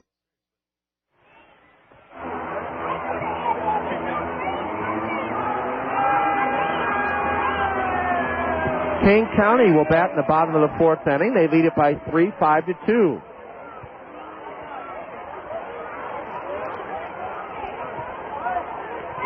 Let's look ahead to that homestand that starts Monday, July 21st. On the 22nd, a 7 o'clock start, a 2 for Tuesday. Ball 1 high and away to John Swami here in the bottom of the 4th inning. A high fly ball, deep to right, may leave the park. Its way back. It's a lead off. off the wall. Sugden made a great effort leaping, scaling the wall, and Swami has the leadoff double. He missed a home run by about 6 feet. John Swami continues the assault on Ronnie Ray. Ronnie pitched very well the first 2 innings, retired the first 60 face, but he's slipped back a notch a little bit here in the 3rd and 4th innings as John Swami clubs a double high off the right field wall. I thought it was a home run, but a tremendous effort. You remember that classic catch that Bo Jackson made up Kauffman Stadium's left field wall where he literally, like Spider-Man, ran up the wall? Well, Jason Sugden tried the same thing in right field here and came up just short. You can see the spike marks that Sugden has left in the padded wall in right field. Jason Basil was hit by a pitch to start the Cougar 5-run uprising in the 3rd. Basil trying to go the other way on an 0-1 pitch, fouls it into the screen. It's 0-2 to Jason Basil. Basil is intent on hitting the ball to the right side of the Kernel infield to get Swami over to 3rd. Ronnie Ray has surrendered. A leadoff double here in the Cougar 4th inning. The Kernels have out-hit Kane County 5-4, trail 5-2. Swami does go the other way. Excuse me, not Swami. Basil goes the other way and bloops one foul into the stands beyond the first base Cougar dugout. Tuesday, July 22nd, 2 for Tuesday. You get 2 of your favorite cold refreshments for the price of 1. 2 for Tuesday. Tuesday, July 22nd.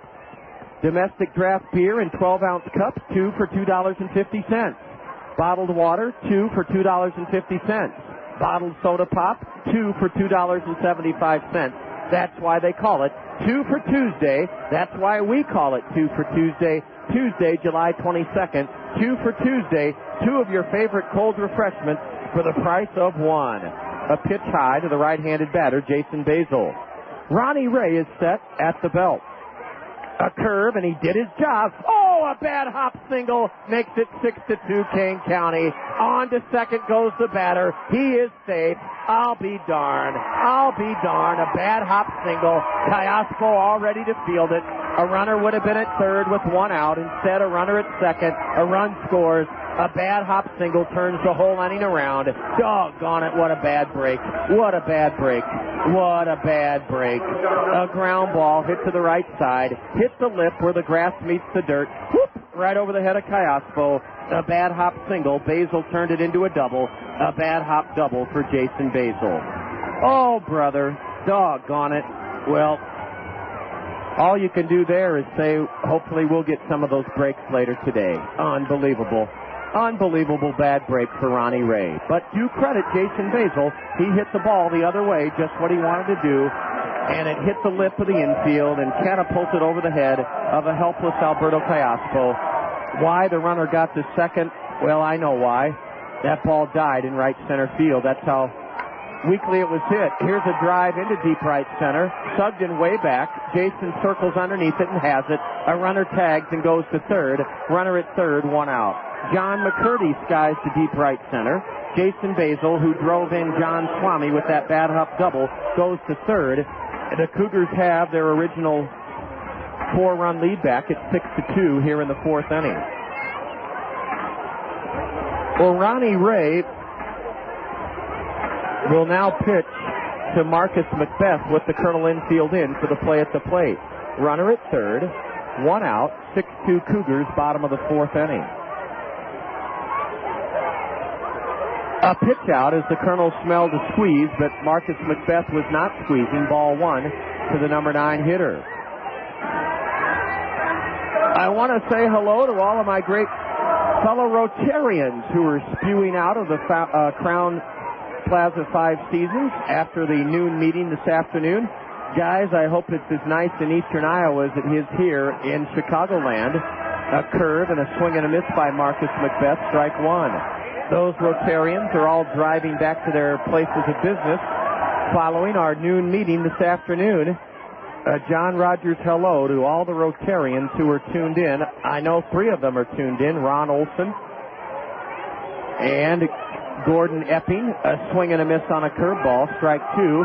And Lanny Ward, Ron Olson, and Gordon Epping, hello to you. Also hello to Ron Fielder. Ron Fielder is tuned in to Colonel Baseball this afternoon as he drives home from the Cedar Rapids Downtown Rotary Club. So hello to Ron Fielder, Lanny Ward, Gordon Epping, and Ron Olson. A base hit into right makes it 7-2 Kane County. Oh, Marcus Macbeth on a two-strike pitch cut his stroke down and singles into right, and the Kernels are going to have to get their bullpen up as Ronnie Ray has just not been able to sustain his good start here this afternoon. Marcus Macbeth with the fifth hit of the day, the third of the inning for Kane County. And Todd Klaus is not going to wait any longer.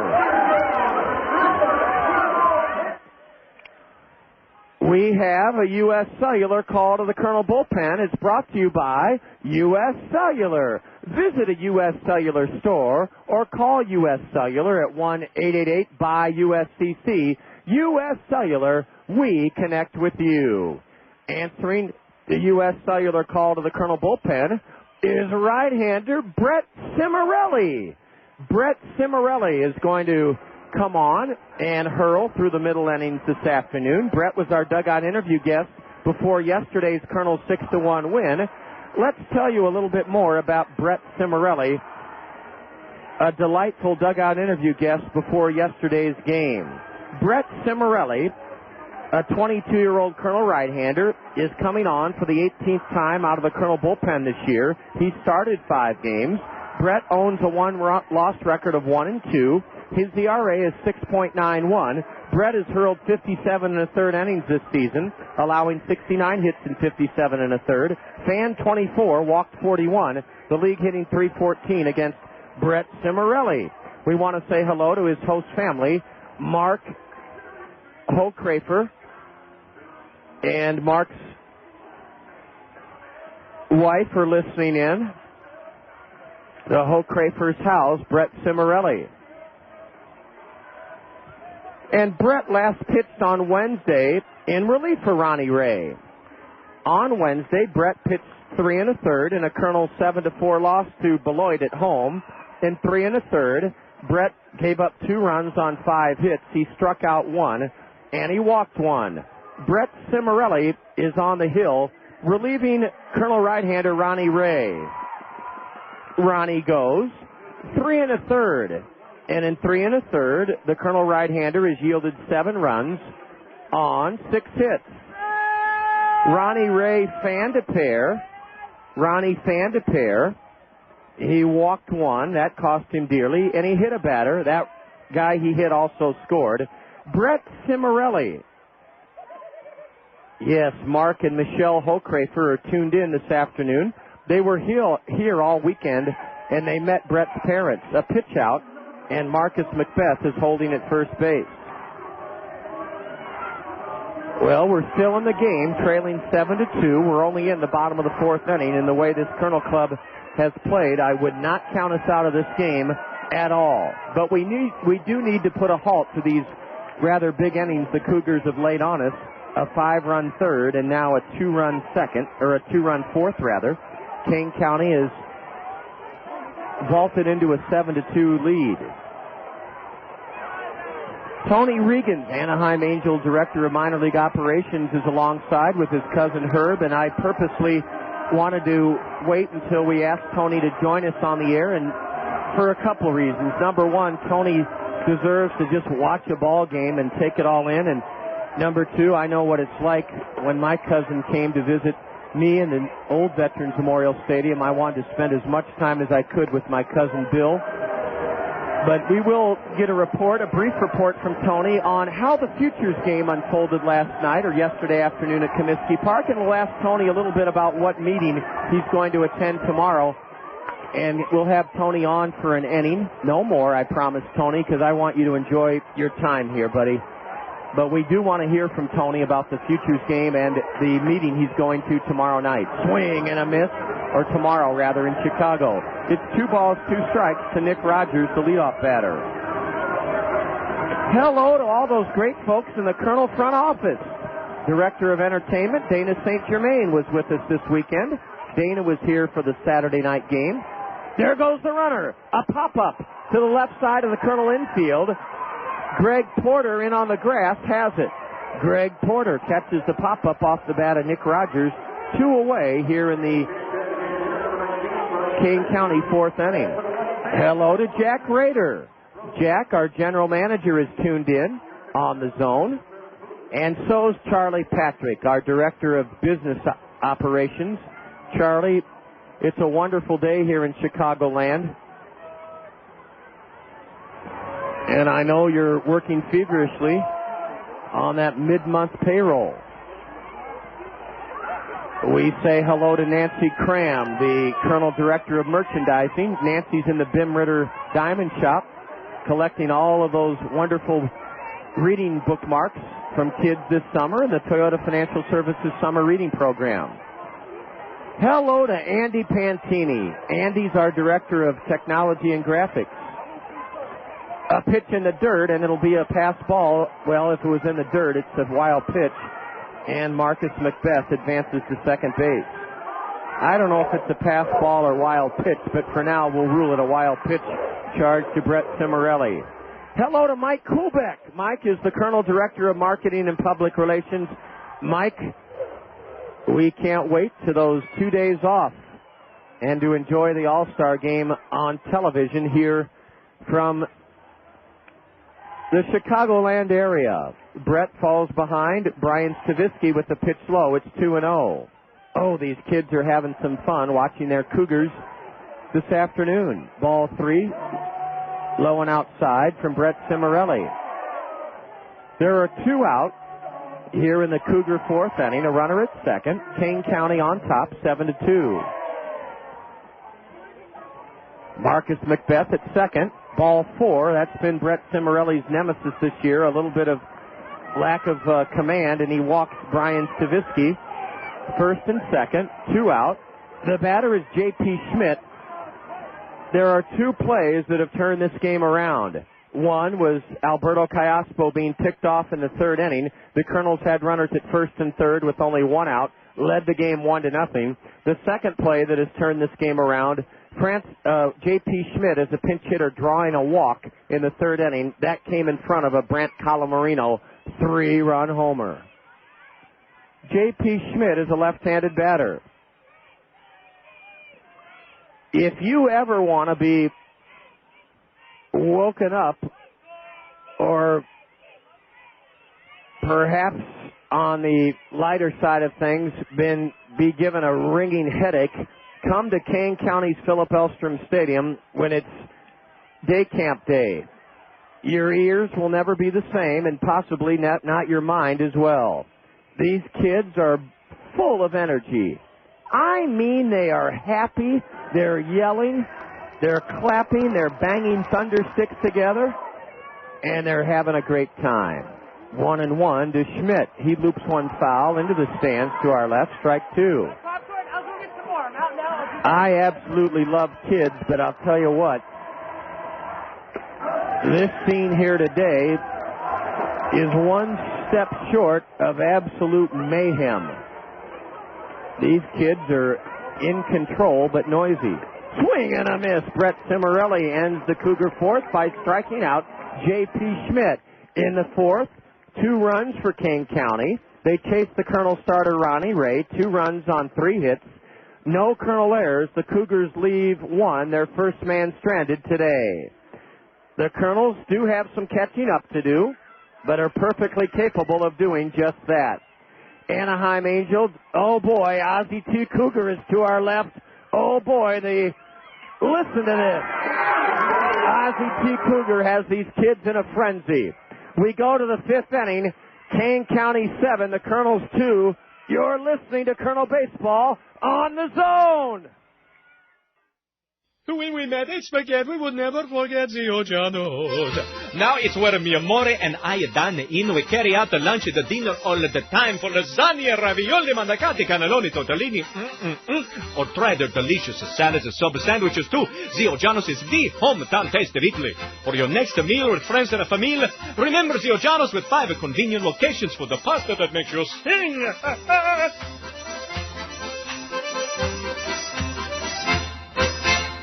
Benjamin Franklin once said, "Well done is better than well said." Thanks, Ben. At Benjamin Franklin Plumbing, we agree that talk is cheap. But what separates Benjamin Franklin Plumbing from all the others? I must say, I don't know. Well, for starters, a Benjamin Franklin plumber's work begins the moment you make the call. Really? How so? Our call takers are real problem solvers. They'll set up your service appointment around your schedule. And when it comes to the actual work, our plumbers won't waste your time. We'll be there. In fact, if we don't show up on time, we'll give you a Franklin, a Benjamin Franklin, $100 bill. Splendid. You can expect prompt, punctual, courteous service, and we'll be sure to get your approval before starting any work. Now that's my kind of plumber. Benjamin Franklin plumbers are trained to fix your problems so they stay fixed. That's why we're named Benjamin Franklin, the punctual plumber. Call your Benjamin Franklin plumber at Strictly Plumbing, 373-2524. Benjamin Franklin, the punctual plumber.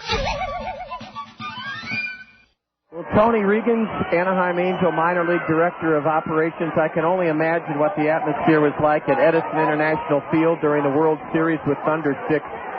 Does it compare to these kids and the great time they're having this afternoon here at this ball game? I think the only difference is that we had a lot more adults in Edison.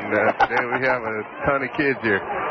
Well, Tony, thanks for spending an inning with us, and I promise you that's what it'll be, because I do respect you have a job to do and also hopefully can enjoy this beautiful day. Erick Aybar takes the pitch outside, now swings and misses. The scoreboard says 1-2, so we'll say it's 1-2 to the Kernels shortstop. We're in the top of the 5th inning on a gorgeous Monday afternoon. Kane County trying to gain a split with the Kernels. The Kernels trying to take 3 of 4 from the Cougars. 7-2 Cougars. There's a base hit, I think. No, a line drive. And flashing to his right, J.P. Schmidt gloves it. Aybar hit it off the trademark and lines out to J.P. Schmidt, who had to move quickly to his right. The second baseman made the one-handed grab. Here's Callaspo. Well, Tony, our game, a fruitful performance, 6-1 victory yesterday. We didn't get to see much at all of the ESPN2 telecast of the All-Star Futures game as a curve drops into Callaspo. Let's start with Irvin Johan Santana. He's with Rancho. He pitched with the Kernels last year. Gonzalez delivers. There's a line shot into shallow center in front of Marcus Macbeth. And Alberto Callaspo has his second hit of the day. The league's leading hitter came in batting .320. Tony, did Irvin Johan Santana get to pitch in the Futures game yesterday for the World team? Unfortunately, he didn't get to pitch yesterday. He warmed up a couple of times, and we thought he was going to get in the game, but unfortunately, he didn't get a chance to pitch. But that's going to happen, Tony. He got the experience of being at a big league park in a big league environment with guys that he will someday hopefully compete against in the big league. And getting to play is kind of a bonus. Exactly, and I know Irvin was a little disappointed, but hey, he was in a great atmosphere and great environment, and I think he probably learned some things in that game. A couple of curveballs, one for a strike, one high to Jared Abruzzo. Jared's 0 for 2 today. Kernels are only down by 5. The hits are even at 6 apiece. We're in the top of the 5th inning. And as you can hear in the background, a lot of kids having a blast here on day camp day. There's a pitch whistled hard into the right field corner, and it is foul. Foul ball. Boy, it must have gone onto that grass slope seating berm. Tony, much like Calamarino's home run in the 14th on Saturday night, I could not see. How much was it foul by? I was foul by about 5 feet. Okay. Was it home run height? It was home run distance, I tell you. All right. Jared, with a great swing, is still in the hole 1-2 against Christian Gonzalez, trying to win for the first time since May 27th when he shut us out 1-0. Jared stays alive and bloops one into the screen. It's still 1-2 to Abruzzo. Tony, how about Jeff Mathis? I know he was at the game Saturday night to see Jake, his brother, play. Did Jeff get any playing time? Jeff got in the game, and he did a fantastic job behind the plate.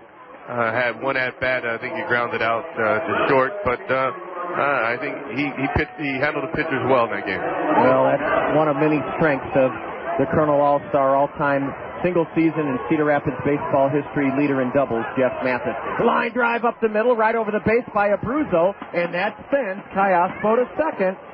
Jared Abruzzo went with the pitch, didn't try to hit it out of the ballpark, smacked it hard right through the middle, into center, hit it so hard that Alberto had to pull up his second, and with one out, the Kernels are making another charge at Kane County, and out comes the pitching coach, Jim Kaufman, for the Cougars.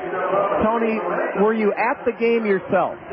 Yeah, my cousin and I went down to Chicago and U.S. Cellular Field and had a chance to kind of walk around and see the new ballpark, and it was fun and exciting, and we had a good time. How well, on the highlights, it looked like it was a pretty well-attended game. It was. I figured there was about 30,000 people there. It was well-attended.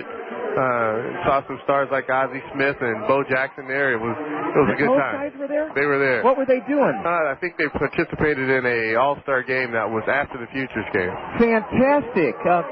How's Bo looking in terms of his gait and his walk? Is he able to walk pretty well? He's able to walk well, but he's put on some added pounds. Sure. I'm sure Ozzie Smith looks like he could still play, and I bet he could. I bet you he could, too. He was taking ground balls with the Futures team, and looks like he hadn't missed a step. No, not Ozzie. Matt Abram has fanned twice. He can't lay off that high fastball. Swings and misses, strike one. Abram hitting .241. 0 for 2 this afternoon. He's batting with 2 on and 1 out in the top of the fifth. 7-2 Kane County, but the Kernels are trying to come back. Strike 2 on the outside corner to Matt Abram from this fast-working right-hander. Christian Gonzalez, 6-8. He's lost his last 7 in a row, but he has a nice, comfortable lead right now with which to work. Can Abram come out of an 0-2 hole? Well, Gonzalez tried to get him to swing at that fastball over his head. Matt wouldn't bite. Ball 1. Tony Regan has combined a surprise visit to see these Kernels, who are playing very well with the All-Star Futures game. Here's a base hit into deep left center. It'll score at least 1, maybe 2. Callaspo's home. Abruzzo's headed to third. They're going to stop him there on a double, belted into the left center field gap by Matt Abram. Matt Abram makes it a 7-3 Kane County lead. Callaspo scored. On to third went Abruzzo, and the Kernels continue to rally, continue to fight, continue to show the kind of spark and tenacity that has given them 8 wins in their last 11 games. Matt Abram plugs the gap in left center between Rogers and Macbeth. It's his 6th double in 19 games. Matt Abram doubles home a run. Callaspo. Now Greg Porter, the batter. Second and third, only 1 out. Porter hits one into right, or left rather, deep enough for Abruzzo to score. Back near the track, Rogers has it. Abruzzo's home, and it's 7-4. Tony Regan, you have to be pleased with the way this Kernel Ball Club has concentrated and not assumed anything about this game. I think you're exactly right, John. I like the way the team it doesn't quit, and that's a direct reflection on the manager and keeping these guys' heads in the game. And I don't think this one's over yet. It's a 3-run game now. A base hit by Caleb can make it a 2-run game. 7-4 Cougars. A curve, a strike call to Caleb Mayer. Caleb is 1 for 2 this afternoon, a single, and then he reached on an error. A tap back to the mound, and Caleb will be thrown out to end the Kernel 5th inning. 1-3 to put out, but the Kernels have put themselves right back on the heels of Kane County. In the 5th inning for the Kernels, 2 runs on 3 hits. The Kernels have now 5, 6, 7, 8 hits in 5 innings. There were no Cougar errors. The Kernels leave a runner. We've stranded 6. Well, if Brett Cimarrelli can give us some good middle relief, Tony Regans and I like our chances to keep the rally going this afternoon. We need good middle relief from Brett Cimarrelli. After 4.5 on a beautiful Monday afternoon, the Kernels now trail Kane County 7-4. This is an emergency. This isn't. Say it's an evening or a weekend, and you have a, or perhaps even a, you don't need but you'd rather not for your doctor's office to open. That's when it's time to visit a Mercy Care Urgent Care Clinic. Just walk in, limp in, or even crawl in. And a Mercy Care physician will help you feel better faster. There's a Mercy Care Urgent Care Clinic near you. Mercy Care North on Collins Road Northeast, and the new Mercy Care South on Edgewood Road Southwest. Open Monday through Friday, 7:30 a.m. to 9 p.m., and weekends 8 a.m. to 4 p.m. So, next time you have, visit a Mercy Care Urgent Care Clinic in your neighborhood. If you don't stop by one of Jungi's 4 great locations, how will you know you got the very best deal? Stop in today at Jungi Lincoln Mercury Isuzu in Cedar Rapids, Jungi Ford and Jungi Chrysler Jeep Dodge in Center Point, and the new Jungi Chevrolet Pontiac in Anamosa. Now, 4 great locations, still one great name, Jungi.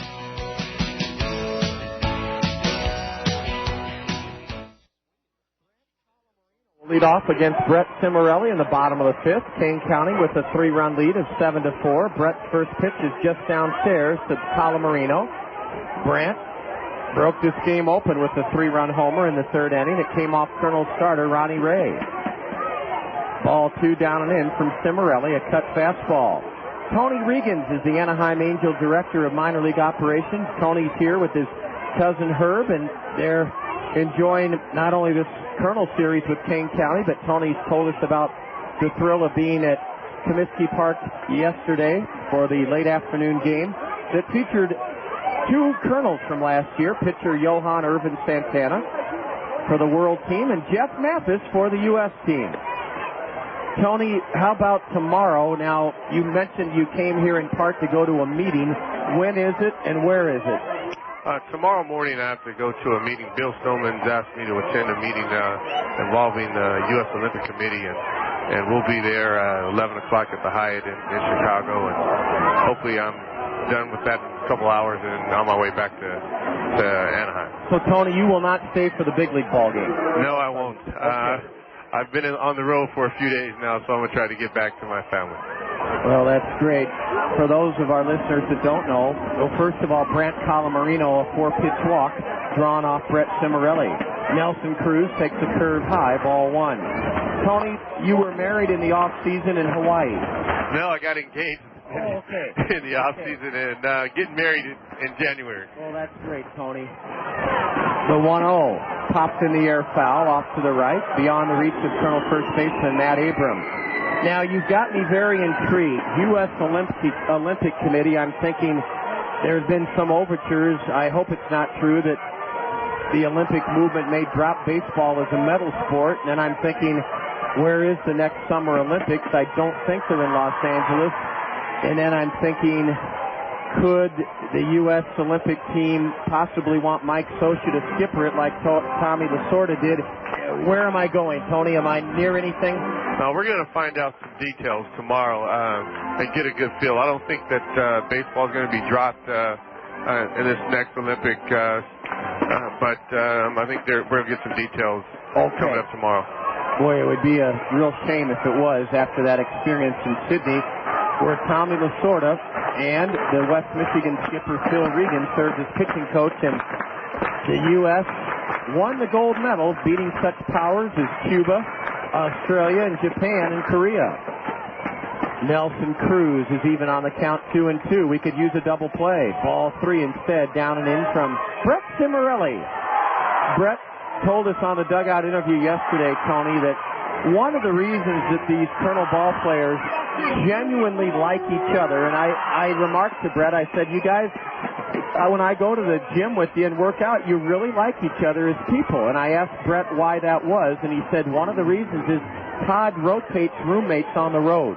Well, that's a good concept, because you want players to interact with each other, and a lot of times players have a tendency to develop cliques, but I like the system because it allows you to get to be familiar with your teammates.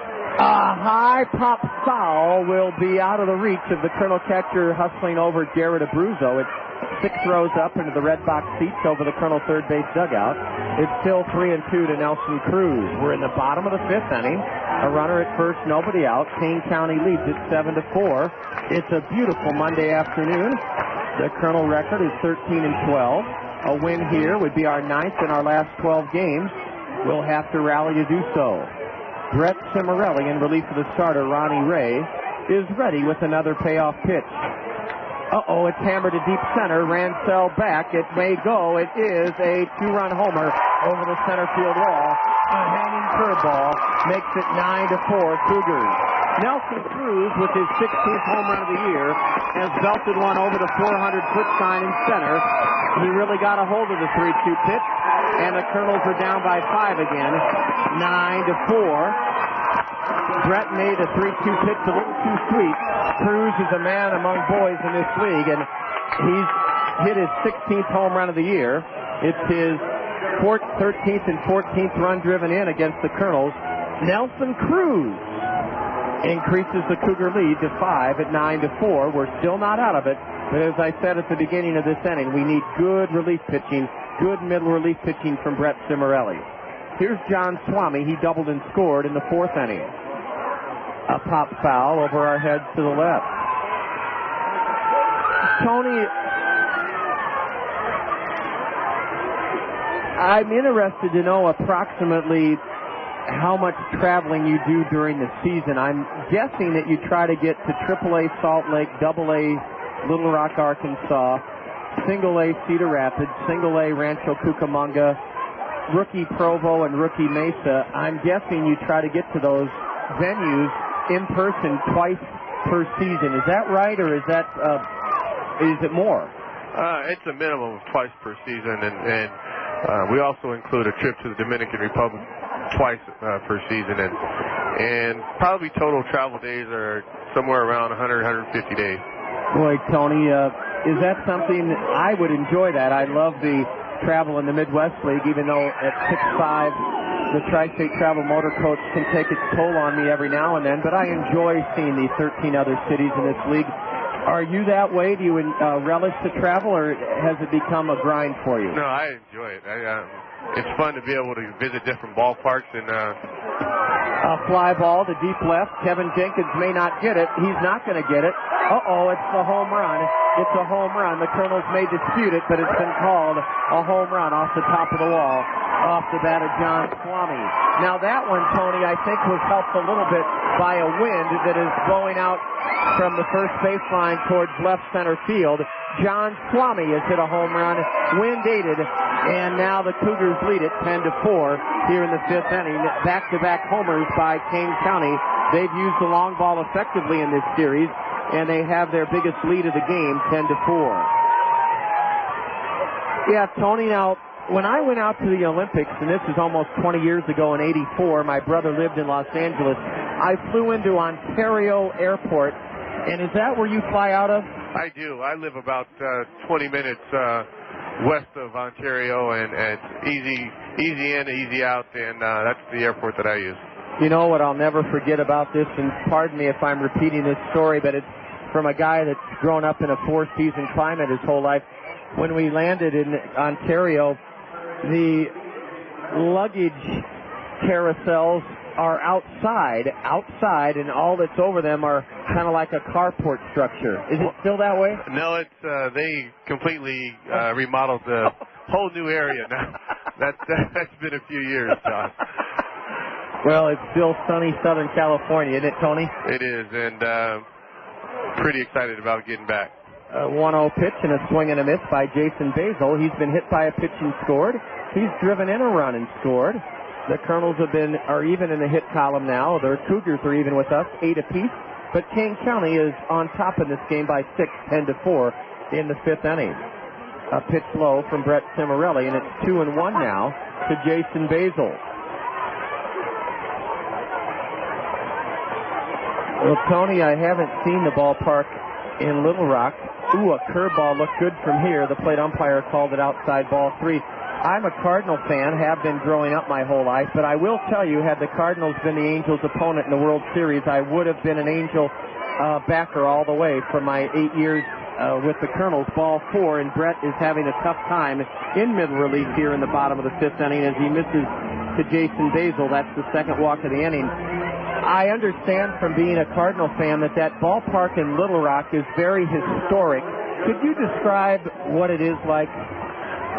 Ray Winder Field it's an older ballpark. There's some nuances there that are very fan friendly, and the dugouts are old and kind of nostalgic, and it's a beautiful ballpark, and we like being associated with the Travs, and we'll be there for a couple more years. Well, that's great. Oh, John McCurdy hit one underneath the diving third baseman Greg Porter for a base hit. It could have been a double play. It had been hit just about 6 inches to closer to Greg. Greg made a great effort diving to his left, but it's a base hit for McCurdy. Now Marcus Macbeth is at the plate. The Kernels have Jeff Marquez working in their bullpen.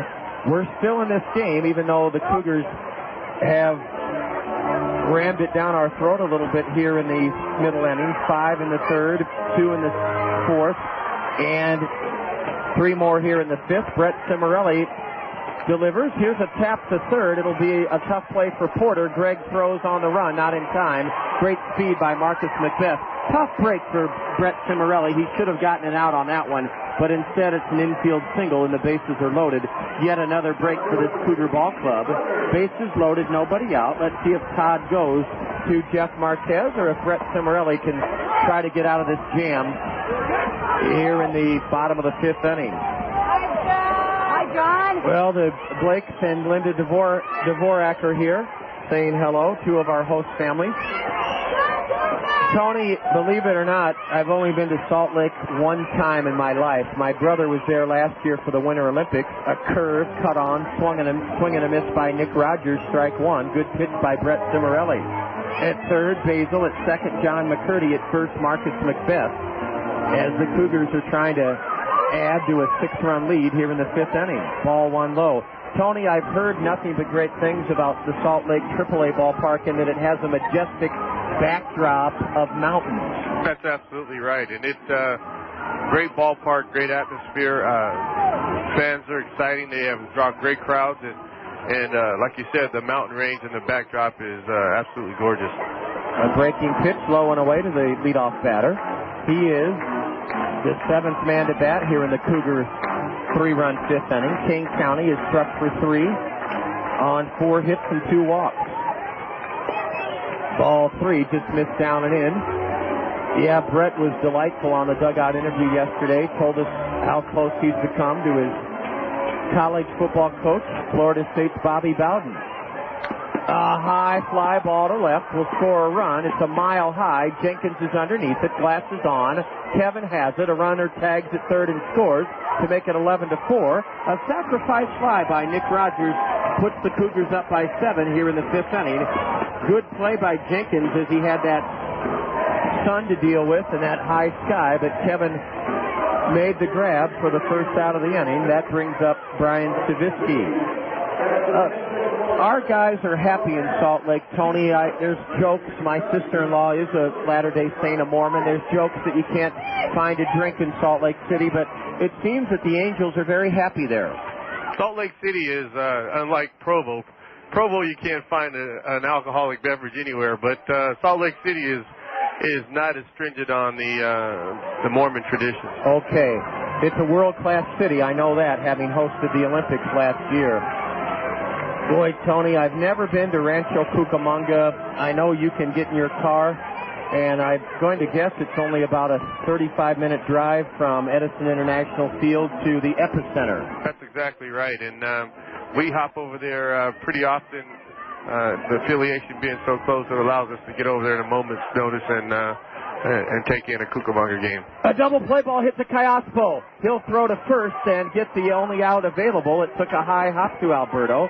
And Alberto, Tony, did you notice if the runners were going on that pitch? They were going. Oh, they were? Well, that's why Alberto took the sure out. Brian Savitsky with the runners going, bounces out to Callaspo. The 9th man to bat here in the Cougar 4-run 5th inning will be J.P. Schmidt. The runners were going. John McCurdy scooted over to third. Advancing to second, Marcus Macbeth. Second and third, 2 out. Ball one outside to J.P. Schmidt. Tony, until your cousin Herb told me, I didn't know that you grew up in the Palm Springs, California area. Here's a high pop foul to the third baseman, Greg Porter, in fair ground, calling off Aybar. Greg Porter has it. J.P. Schmidt is popped out to Porter to end the fifth inning. In the fifth for the Cougars, 4 runs on 4 hits. There were no Colonel errors, 2 walks. Kane County leaves a pair. They've stranded 3. Tony will formally thank you and say goodbye to you in the top of the 6th inning. I do want to hear, I know our listeners would, about Palm Springs, but then we'll turn you loose to enjoy the rest of your afternoon here watching our beloved Kernels. After 5, Kane County 11, the Kernels 4. You're listening to Kernel Baseball on the Zone. Syringes and needles can be a waste handler's worst nightmare. Imagine picking up a trash can or blue recycling bin and, ouch, being stuck. Cedar Rapids Solid Waste and Recycling wants you to keep our waste handlers safe and away from disease. All needles and syringes need to be disposed in sealed containers, like a Home Sharps container, milk container, or detergent bottle. These can then be dropped off at the main recycling center on 6th Street or at Blue Stem Site number 2. Help us keep our waste handlers safe.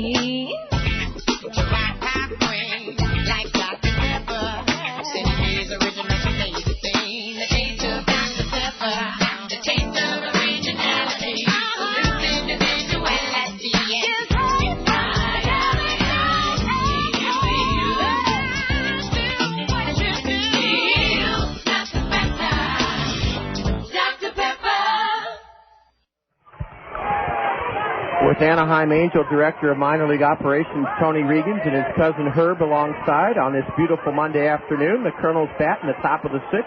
Down in this one, 11-4. Jason Sugden takes the pitch high from Christian Gonzalez. Well, the Kernel pitching has been so good in the second half that every now and then you're just going to have a game like this that hopefully can turn into a massive slugfest and the Kernels can outlast and get more runs on the board than the Cougars. We certainly haven't thrown in the towel yet and will not. Ball 2 is up and away to Sugden. Tony Regans, everyone's heard of Palm Springs because it's a great, here's a base hit into center by Jason Sugden, the 9th Kernel hit of the afternoon. Jason Sugden showing that fiery temperament that has made him a big asset to the Kernels. Line point into center for a leadoff single here in the 6th. Tony, we've all heard what a great spot Palm Springs is because of its year-round good weather. We've all heard of the Bob Hope Desert Classic Golf Tournament. You and Herb grew up in Palm Springs or near Palm Springs? Near Palm Springs. We're about 20 miles east of Palm Springs in a city called Indio. How do you spell it? I-N-D-I-O. About how big is it? And it's about, what do you say, Herb, about 50,000 now. Oh, it's pretty big then. Yeah, it's pretty big. Is it in a desert?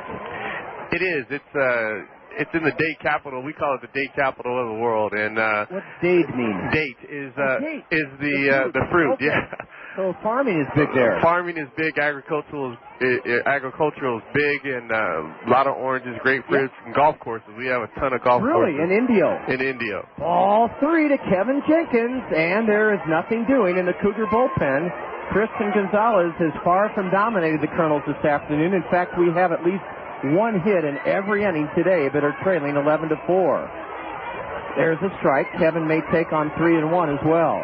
Well, I'm a geography buff, and I'm going to look up Indio, California. It's got to be fairly near the Nevada border. The opposite direction. It's the opposite direction. We're closer to the Arizona border. We're about 2.5 hours, 3 hours from the Arizona border. Okay. Well, my geography isn't as sharp as it should be. Kevin Jenkins pops one into right center. On the run, Nelson Cruz. But it's the center fielder, Marcus Macbeth, gliding to his left in right center field that makes the grab. Kevin Jenkins, who has an RBI single and a run scored today, has hoisted one into right center for the first out of the Kernels' 6th inning. Our summers are a little bit different than yours, John. In what way? Less humid? 115, 120 degrees. A little hotter. A little hot. Ooh, boy. But, Tony, does it cool off at night? I know it does in Palm Springs. During the summer, it cools down to about 100, but the winter months are absolutely gorgeous. They are. They are. Well, I wonder if yours become a vacation and tourist spot yourself with those golf courses. I'm not a golfer. I grew up around the golf courses, but never took a liking to it. I watch Tiger Woods from time to time, but that's about the extent of it. 1-1 to Melgarejo. A curve is high from Gonzalez, and it's 2-1 to Ransell. Well, Tony, the next time we visit, we're going to talk a little bit with you. I didn't realize that back in '91 you were kind of an assistant or helped Bob Gibson, an idol of mine, growing up.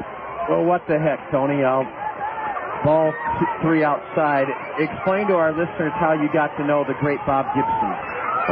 My first year in the organization, I was an intern, and Bob participated in the Upper Deck Celebrity All-Star games, and had an opportunity to kind of take care of him for a couple of days, and he's a totally different guy than the perception of who he is as a baseball player, but no question about it, he was strictly business when it came to baseball. You got to know him as a person. I've met him twice, and one thing I remembered about him, when he shook my hand disappeared. He has big, strong hands. Big, strong, firm hands. That's absolutely right. And I just remember, talking to him, and just a pleasant guy, very pleasant guy, and loves the game and took it very, very seriously. He's a hero in St. Louis, and I grew up idolizing he and Lou Brock and Ted Simmons. Those were my 3 favorite Cardinals ever. Melgarejo draws a walk. Now Aybar, first pitch swinging, fouls out up the third baseline. A little surprising to see Erick swing at the first pitch. He did, and he fouled out to Jason Basil. 2 gone here in the Kernels' 6th inning as Aybar fouls out the third. Well, Tony Regan, thank you so much. I certainly hope you and Herb enjoy the rest of your day and time tomorrow in Chicago. Is your flight going to let you get home to watch the All-Star game? I think I'll be able to catch the last 3 or 4 innings of the All-Star game. I'll get back at 7 o'clock West Coast time, so I should be able to catch a little bit of it. A big thrill for our organization to have Mike Socha skipper in the AL. Absolutely, and I think Mike is excited about it, and Brendan Donnelly, who... a base hit into center by Callaspo. Rounding third is Sugden. The ball gets dived. The ball got by Marcus Macbeth. Another run is going to score. Melgarejo. Here's the throw. High save. And it's 11-6 Kane County. An error on Marcus Macbeth. Credit Callaspo with an RBI single. An RBI single to make it 11-5. And then the ball got by Marcus Macbeth for an error, and Melgarejo was running hard all the way home from first on a single. Callaspo's third hit of the game into center field, scores 2 runs. Alberto winds up at second, and the Kernels are not out of it yet. Here comes Jim Kaufman. It's 11-6. And, Tony, who knows how this one's going to come out. It has been a wild game from the start, and maybe, just maybe, the Kernels will find some magic and rally and win this thing as a slugfest. Who knows? Tony, it's been great to have you. I want you and Herb to spend some time together, and I want you to enjoy the rest of the game. But let's look forward to you hopefully getting back one more time this summer, and if not, we'll certainly see Jack and the crew. We'll see you at the winter meetings. Absolutely. I'm planning to get back in August to Cedar Rapids and visit the good folks back in Cedar Rapids, Jack and Nancy and Wally and Gary and all the good people back in Cedar Rapids. So we're excited about making that trip back. Well, Tony, that sounds great, and thank you so much for spending time with us, not only Saturday night but this afternoon. Take care, John. Thanks to Tony Regan's Anaheim Angel, Director of Minor League Operations, kind enough to share some of his great knowledge and his background. I tell you what, Tony is highly, highly respected and highly valued. The young guys really look up to Tony because they know he works as hard as they do. The 1-0 to Abruzzo is low, ball 2. Jared could make it a 4-run game again with the base hit. A home run would make it a 3-run game. 11-6 Kane County. The Kernels batting here in the top of the 6th inning with Callaspo at second and 2 out. Here's a line drive, base hit into right field. Alberto's they're going to hold him. They're going to hold him at third, and Alberto stops at third on a base hit into right, and that may do it. That will do it for Christian Gonzalez. Jared Abruzzo rips a single into right. He hit it so hard over the head of the second baseman, J.P. Schmidt, that Callaspo had to hold at third. A pitching change now for the Cougars as Christian Gonzalez will be lifted from this ball game. Wow, the Kernels have out-hit Kane County 11-10, but trail the Cougars 11-6. Christian Gonzalez can win this game. He cannot lose this game. And coming on to the Cougars out of their bullpen is a right-hander. And the right-hander for Kane County is Sean Cone. K-O-H-N. Sean Cone, K-O-H-N, is coming on with runners at first and third and 2 out. Kernels have scored a pair, trail 11-6 here in the 6th inning. Christian Gonzalez goes 5 2/3. In 5 2/3, he's allowed 6 runs so far on 11 hits. Gonzalez leaves having struck out 4 Kernels, and Christian Gonzalez walked. He walked 2. Sean Cone, K-O-H-N, is the new pitcher for Kane County. Let's first tell you that Cone on the season is 3-1. He's on for the 28th time out of the Kane County bullpen, a 3.07 ERA. Cone with a save. He's hurled 44 innings in 27 relief appearances, giving up 36 hits in 44 innings, striking out 37 men in 44 innings, walking 8. Sean Cone, K-O-H-N, is appearing for the second time in this series for the Cougars. Cone pitched here. Well, let me double check. Sean Cone pitched here on Saturday night in that wild Cougar 14 inning 5-4 win. He went an inning and 2/3, gave up a 2-run homer to Abruzzo, 2 runs in an inning and 2/3 on 2 hits, struck out 4, walked none. How about these Kernels? There's no quit in them. The batter is Matt Abram to face Sean Cone, K-O-H-N, from the state of Washington, a side armor, almost a submariner, and he delivers strike 1 call to Matt Abram. 11-6 Kane County. Runners at the corners with 2 out here in the bottom of the 6th inning. A slider low and away, 1-1 to Abram. Matt socked an RBI double into left center in the Kernel 2-run 5th inning. The Kernels have scored a pair here in the 6th inning and have capitalized on the 3rd error of the game committed by the Cougars. Ball 2 is outside. Ball 2 outside to Matt Abram.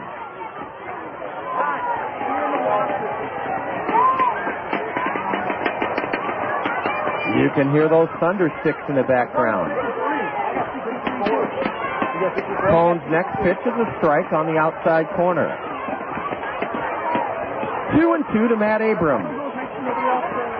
Sean is not quite a submariner, but he has one of the most unusual deliveries that you'll see. It's almost like he lobs the ball in across the plate. He's not a hard thrower, but he's hard to time. A curve is nubbed to short. It should end the inning. McCurdy has it, throws out Matt Abram, and the Kernel sixth inning is ended by Sean Cohn, the relief pitcher.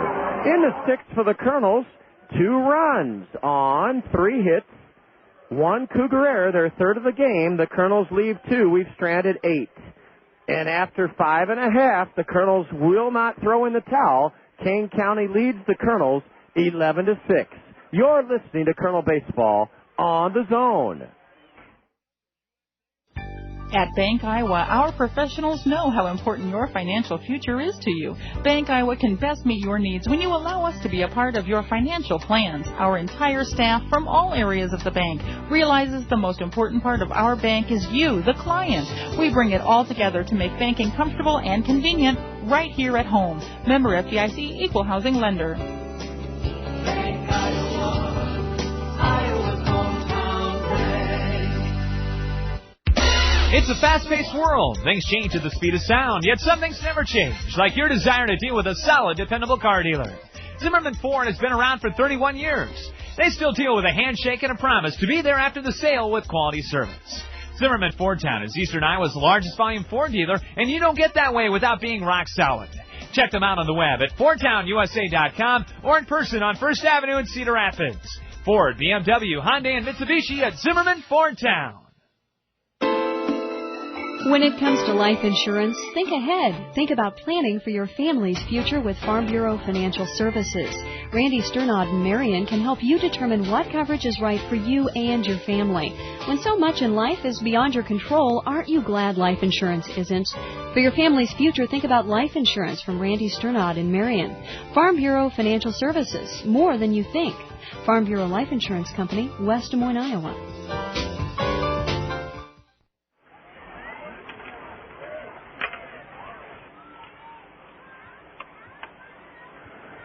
We have a U.S. Cellular call to the Kernel bullpen, and a real stalwart for the Kernels out of the pen this season has been 22-year-old right-hander Jeff Marquez. Jeff pitched brilliantly Saturday night in the extra inning King County win here. He's on in relief for Brett Cimarrelli, who took over for starter Ronnie Ray in the 4th inning. Jeff delivers strike 1 call to Brant Calamarino. Cimarrelli, an inning and a third, 4 runs, 4 hits, no strikeouts, 3 walks. Remember, Todd Klaus and Webster Garrison both can treat this as Calamarino tips 1 foul, almost like the 7th game of a World Series in this sense. We each have 2 days off starting tomorrow, so the Kernels can do some things with their bullpen, as can the Cougars, that ordinarily you would not do. But with 2 days off coming up, the Kernels can pull out all the stops to try to continue to rally in this game. Trailing 11-6. We've out-hit King County 11-10. Calamarino stays in the hole 0-2 as he tips 1 foul to the on-deck hitter, Nelson Cruz, who belted a 2-run homer his last time up. Calamarino has a 3-run homer today. Not this time. A swing and a miss. Strike 3. Jeff Marquez fans Brant Calamarino. We know we have a lot of Jeff's family tuned in down in Florida, and we thank Jeff for helping us in our interview with Rafael Rodriguez before this afternoon's game. Jeff Marquez is 3-4 on the year. His ERA is 4.63. A curve drops down and away, ball 1 to the right-handed slugger, Nelson Cruz. Jeff Marquez is pitching out of the Kernel bullpen for the 29th time this year. He started 2 games. In 56 in the 3rd innings, Marquez has allowed 63 hits. Jeff has fanned 33 batters in 56 in the 3rd, walked 30. A 3-4 record with an ERA of 4.63. Jeff Marquez. Swing and a miss by Nelson Cruz on a 2-0 count. He jerked that head out of there and was trying to blast another home run. The Cougars have hit 3 homers this afternoon. The Kernels none. 11-6 Kane County here in the bottom of the 6th inning. Lining 1 foul way down the right field line is Nelson Cruz. Man, this guy reminds me so much of a young Juan Gonzalez. Has the same body type. He's going to keep growing and become more muscular. But in that white home uniform with black pinstripes, he looks absolutely intimidating. A high fly ball into shallow right center. Coming on Melgarejo. Coming on! Ransell has it. Ransell had to come a long way in from deep center. And on a dead sprint, he caught that one in shallow right center. Another terrific play by a Kernel outfielder. Well, here with 2 out in the bottom of the 6th inning, it's time for our Kernel Did You Know question. It's brought to you by the Kernels. Visit us online at kernels.com, Kernels. You can order tickets to upcoming games or preview coming attractions at the new Veterans Memorial Stadium. Ball one outside to John Swamy, the left-handed hitting catcher, has struck out, doubled and scored, and homered. Swamy's home run in the 5th inning was his first of the season. It just made it over the left center field wall. John breaks his bat and grounds one to the right side. Callaspo quickly to his left, throws out John Swamy. John Swamy is out on a ground ball to the right side. And for the 3rd time this afternoon, the Cougars go down in order. I'll have our Kernel Did You Know questions for you when the Kernels come to bat in the top of the 7th inning. After 6, Kane County 11, the Kernels 6. You're listening to Kernel Baseball on the Zone. Remember when you were a child and there was a safety patrol person near your school to make sure you could cross the street safely? Don't you wish you had a safety patrol with you to help you conduct your life safely? Scott Draper, your Pekin insurance agent at Sheets Forest Draper Insurance in Marion, can help you feel safe with the right insurance coverages. For the right insurance for your home, auto, life, health, and business, see your Pekin insurance agent, Scott Draper at Sheets Forest Draper Insurance in Marion. Okay, so I'm dropping my daughter off at daycare, and as I'm walking out, I see myself in the double door. Uh-oh is right. My hair looks terrible. My ends are all scraggly, and my roots. Did you see my roots? I can't believe I've been walking around like this. Have you tried Cost Cutters? Oh, I'd love to get my hair done, but who has the time? With work and the kids, I barely have time to find matching socks, let alone time for my hair. Besides, I need the works. Just go to Cost Cutters. They'll have you in and out and looking great in no time. Yeah? Yeah. At Cost Cutters, the stylist will keep you looking great with a new cut, some color, even highlights. Check out mine. Oh, so Cost Cutters is your secret. Yep. I even get my favorite products there. You know, shampoo, conditioner. That's it. I'm going to Cost Cutters. Right now? My roots, thank you. There are a dozen Cost Cutters here in our area, each offering a relaxed, convenient hair care experience with no appointments and no hassles. Cost Cutters makes things easy and affordable with professional stylists who care about you. Cost Cutters. Live your life. We always have time for your hair.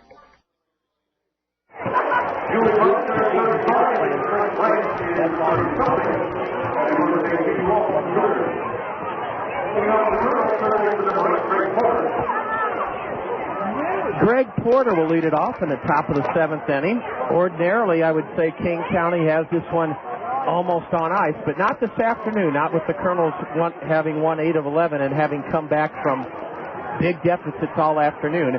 We're still down by 5, 11-6, but have a good shot still at rallying in this one to capture it. Sean Cohn, who came on in relief for the starter Christian Gonzalez, delivers inside. Now a strike to Greg Porter. Our Kernel Did You Know question brought to you by the Kernels. Our website, www.kernels.com, Kernels. The 1-1 to Porter. Ooh, a backdoor curve, a strike at the knees. Greg in the hole, 1-2. Porter is singled and scored today. He's driven in a run with the sacrifice fly. He's 1 for 2. The 1-2 pitch. A high fly ball into deep left center, way back on the warning track. It'll be caught out there by Nick Rogers. Greg Porter gave it a ride the other way, but flies out to deep left center. 1 gone in the Kernel 7th inning. Our box office number to call for Kernel tickets, 896-7560, 896-7560. Well, this is the final of our week-long installments of Kernel Did You Know questions revolving around the All-Star game, which will be played tomorrow at Comiskey Park. A curve is in to Caleb Mayer, strike 1. Caleb, 1 for 3 on the afternoon. We're in the top of the 7th. It's 11-6 Cougars. A pitch just missed inside, ball 1 to Caleb. Our Kernel Did You Know question. Did you know that Detroit's Bill Freehan caught all 15 innings in the American League's 2-1 loss to the National League in 1967. Ironically enough, with Tony Regan's and his cousin Herb visiting that game, was at the Big A. That's what they called it back then, the Big A, Anaheim Stadium. A squibber to the right side. Caleb will be thrown out by J.P. Schmidt, two away in the 7th inning. Sean Cohn is trying to retire the Kernels in order for the first time today. And I bring that up as our Colonel Did You Know question because of how I'd like to see the All-Star game evolve. You've heard my suggestion. Forget having it decide the 7th game of the World Series. Simply cut the roster from 35 players to 20 players, and you'll see guys trying to win. Here's a fly ball into shallow left, and the Kernels are retired in order for the first time this afternoon. Jason Sugden flies out to shallow left to end the Kernels' 7th inning. It's the first inning. The Kernels have gone in order. We'll tell you more about Bill Freehand's 15 innings of catching in the 2-1 American League loss at Anaheim Stadium, the All-Star game in 1967. That's our Colonel Did You Know question. All the kids are up on camp day camp day here at Elstrom Stadium. Listen in for a moment.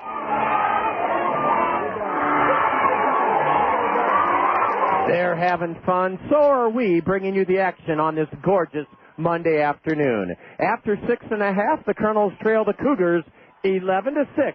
You're listening to Colonel Baseball on the Zone. Whether you're a serious athlete or a weekend warrior, injuries can take you out of your game. Smart athletes know that Physiotherapy Associates in Cedar Rapids are the experts in the treatment and prevention of sport-related injuries. Our expert staff serves the metro and surrounding area high school athletes. Physiotherapy Associates of Cedar Rapids, the smart choice in sports medicine. Call us at 398-1569. That's 398-1569. We'll get you back in your game today.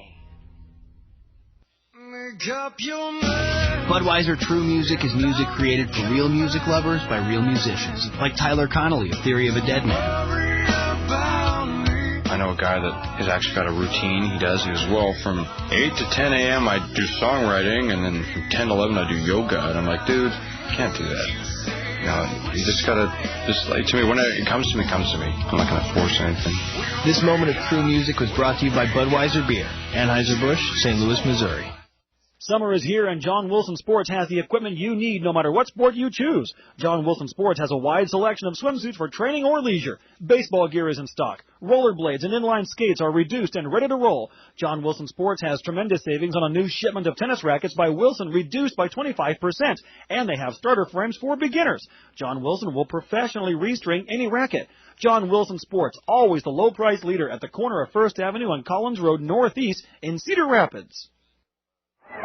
Jeff Marquez misses low, ball one to Jason Basil. He's reached base 3 times. He's scored 3 times, 11-6 Kane County. Some of the kids, sadly, and I mean this sincerely, some of them having to leave this ball game in the bottom of the 7th inning.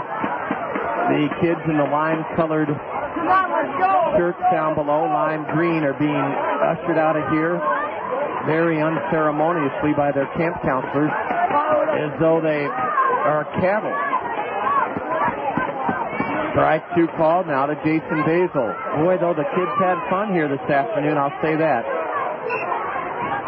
Well, one camp counselor reaches for the ultimate in discipline, the old whistle. Did you hear that whistle go off? A curve, and it's outside. It's 2-2 to Basil. Our Colonel Did You Know question, did you know that in 1967, the Tigers' Bill Freehand caught all 15 innings in an American League 2-1 loss to the National League? Tony Perez hit a 12th or a 15th inning home run to win it for the National League.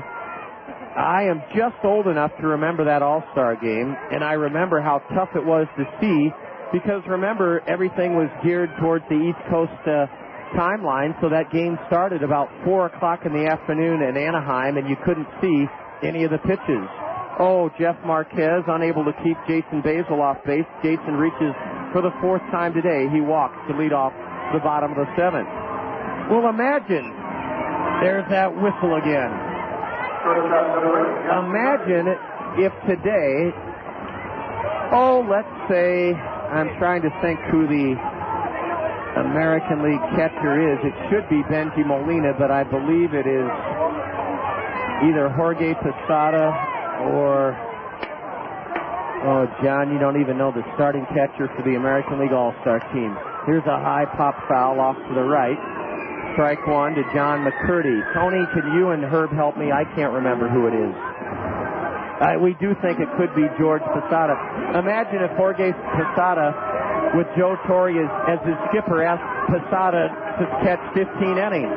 Well, he could do it, but the point is, that's my point. I think the way that you could better the All-Star game is to lessen the number of pitchers and position players so that a starting pitcher, like they used to when I grew up, went 3 innings.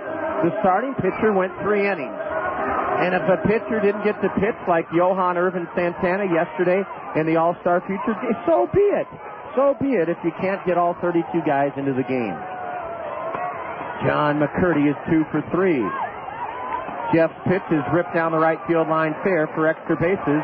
Racing around second, heading to third is Basil. Webster Garrison's going to stop him at third on a double slice down the right field line. The second double for John McCurdy today. And the Cougars threatening to break this one open now. They already lead at 11-6. They have runners at second and third with nobody out here in the bottom of the 7th inning.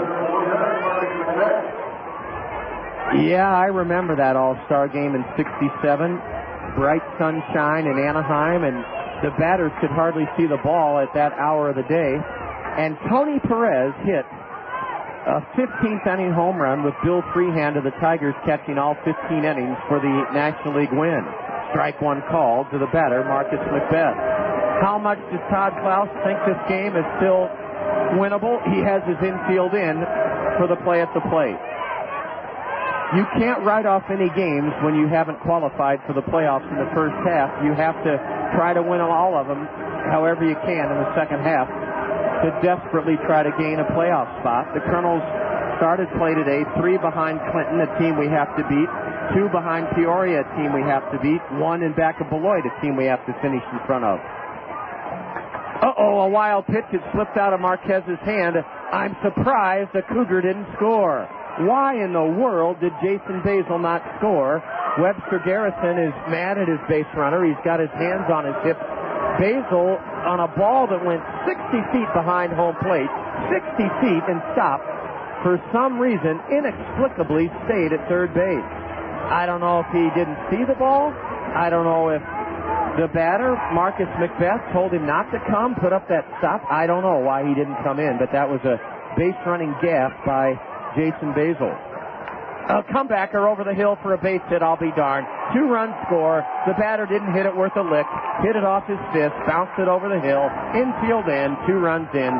13-6, Kane County. Well, it's been that kind of day. Every break that could go the Cougars' way has gone the Cougars' way. Marcus Macbeth would not have broken a pane of glass, but he fought off an inside pitch, bounced it over the head of Jeff Marquez, between a drawn-in infield and into center for a 2-run single, and it's now Kane County 13, the Kernels 6, so it matters not that Basil didn't score on that pitch to the screen. Here's a ground ball off the shin of Marquez, gobbled up by Porter. He throws late. They call the runner out. Oh, the runner's furious. The batter, Nick Rogers, is furious. Here comes Tyler Waltz, the Colonel trainer. How badly is Jeff Marquez hit as he got wrapped in the shin? The ball hit so hard it caromed off Jeff's right shin to Porter. Greg threw just in time, apparently, to get Nick Rogers. Rogers thought he was safe. I thought he was safe. The play went 1-5-3. Tyler Waltz, the Colonel trainer, out, and Jeff Marquez is fine. Marcus Macbeth advanced to second on the sharply hit grounder off the shin of Jeff Marquez. Now that proves what a crazy game baseball is. Marcus Macbeth didn't hit his ball a lick, but got a 2-run single out of it. Rogers hit it right on the button, but he's thrown out 1-5-3. A beautiful slider, a strike to Brian Savitsky.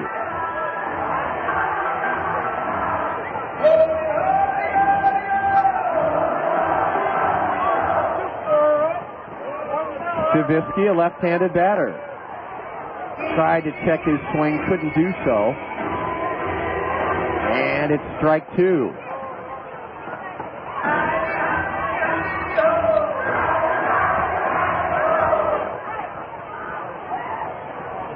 Marcus Macbeth at second. The 0-2 to Stavisky, a left-handed batter. Low and in, ball 1. I'll give you a bonus Colonel Did You Know question because in the excitement of yesterday's action, we didn't have one. I just plain skipped over it because we were playing so well in that 4-run 8th inning. It was such a tight game. A slider swung on and missed. Stavisky down on strike. That's the second strikeout for Colonel right-hander Jeff Marquez. A second Colonel Did You Know question to wrap up our week and a half on the All-Star game. Did you know that there have been 7 extra inning games in All-Star history, and the National League has won all 7? The National League has won all 7 extra inning All-Star games. Here's a line drive into shallow right, a base hit. Sugden's throw could get the runner. Here's the throw, and it's cut off. The runner holds at third. The runner holds at third. That runner being Marcus Macbeth. Francis Gomez singles into right. And that for the Cougars is their 13th hit off of 3 different Colonel pitchers today. Ronnie Ray, Brett Cimarrelli, and Jeff Marquez has yielded his 3rd hit of the inning. 7 games in All-Star Game history have gone into extra innings. The National League has won all of them, including the game that I'll never forget. As an 8-year-old, my dad got us tickets to the 1966 All-Star Game at Busch Stadium. It was open that year in 66. Played host to the All-Star Game. It was 116 degrees. I kid you not. July 6, 1966. The National League beat the American League 2-1 in 10 innings on a Tim McCarver base hit that drove home Maury Wills. A grounder up the first baseline. Behind first, Matt Abram one-hands it and gets Brent Calamarino, the batter, to end the Cougars' 7th inning. Brent Calamarino grounds out to first. In the 7th for Kane County, 2 runs on 3 base hits. No Colonel errors. Kane County leaves a pair. They've stranded 5. We head to the top of the 8th inning, the series finale at Philip Elstrom Stadium, and the Cougars lead the Kernels 13-6.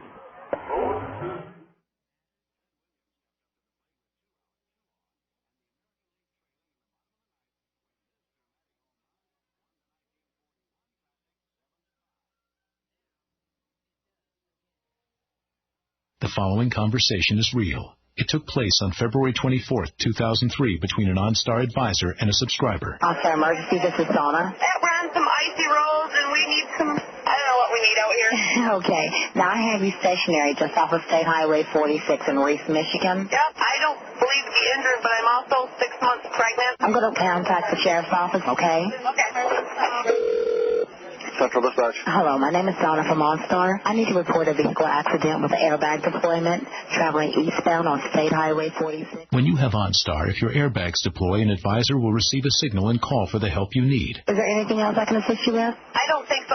Thank you very much. Now, when you buy or lease any new 2003 Chevy Venture or Pontiac Montana equipped with a DVD player and 1 year of OnStar's safe and sound service, you'll get a discount of at least $1,950. Offer good while supplies last. Visit your participating Chevy or Pontiac dealer. OnStar. Always there. Always ready. For all your excavation needs, call Kinzenbaugh Earth Moving. We do site prep for new construction, soil conservation, ponds, demolition, and hauling, and anything else that calls for this kind of equipment and manpower. We'd love to make the earth move for you. Marengo Monument is ready to help you make an everlasting impression. When you're planning a memorial for a loved one, call on us. Serving Marengo since 1875, our family is ready to assist you.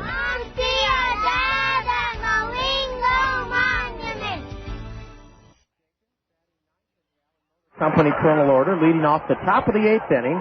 Colonels trail by 7. Ball 2 high and away to Kevin Jenkins from the Kane County right-hander Sean Cone. The Colonels have right-hander Adrian Goaz up in their bullpen. Kevin taking all the way on a 2-0 delivery. Looks at a strike. Cone, a 22nd round pick of the Athletics last year out of the University of Washington in Seattle. Ball 3 outside to Kevin Oh, they say he went around. He did not. He didn't go around. But the plate umpire, or the base umpire, Jeremy Sparling, said he did, and I'm telling you, he didn't. 2-2 to Kevin Jenkins. Now he does go around. Strike three. He doesn't know it yet. He did go around on that pitch. He did not on the pitch before. So Kevin Jenkins gets himself in a big bind with an inability to decide whether to swing or not, and it cost him an at-bat as he strikes out. 1 out in the Colonel 8th inning. Rancel Melgarejo is 1 for 3 this afternoon, a bunt single, a walk, and a run scored. A strike to Rancel. We still go back to 2 key plays in this game. Alberto Callaspo leading away at first. The Kernels led 1-0 in the 3rd inning, had runners at first and third with only 1 out, and Alberto was picked off first. That's when the momentum really changed in this game, and the Kernels have had to play catch-up ever since. The other key in this game, a 2-out walk issued by starter Ronnie Ray, and the next batter up in the 3rd inning belted a 3-run homer to make it 5-1 Cougars, and we haven't been the same since. Although we battled real hard today. Ball 1 is upstairs. Rancel in the hole, 1-2. Again, some of the kids have headed home. Here's a high pop-up into shallow right. It drops. I didn't see it off the bat. It's a base hit. A base hit, yet another hit for Melgarejo in this series. Rancel with a Texas League single dumped one right at the feet of Nelson Cruz. And that's the Colonel's 12th hit of the game. Melgarejo has 10 hits in this series. 2 more this afternoon, 10 total for Rancel Melgarejo. The batter's Erick Aybar. First pitch swinging, he pops one foul. There may be a play for the third baseman who looks up, and it's 4 rows in to the third base stand. Erick Aybar 0 for 3 this afternoon with a walk.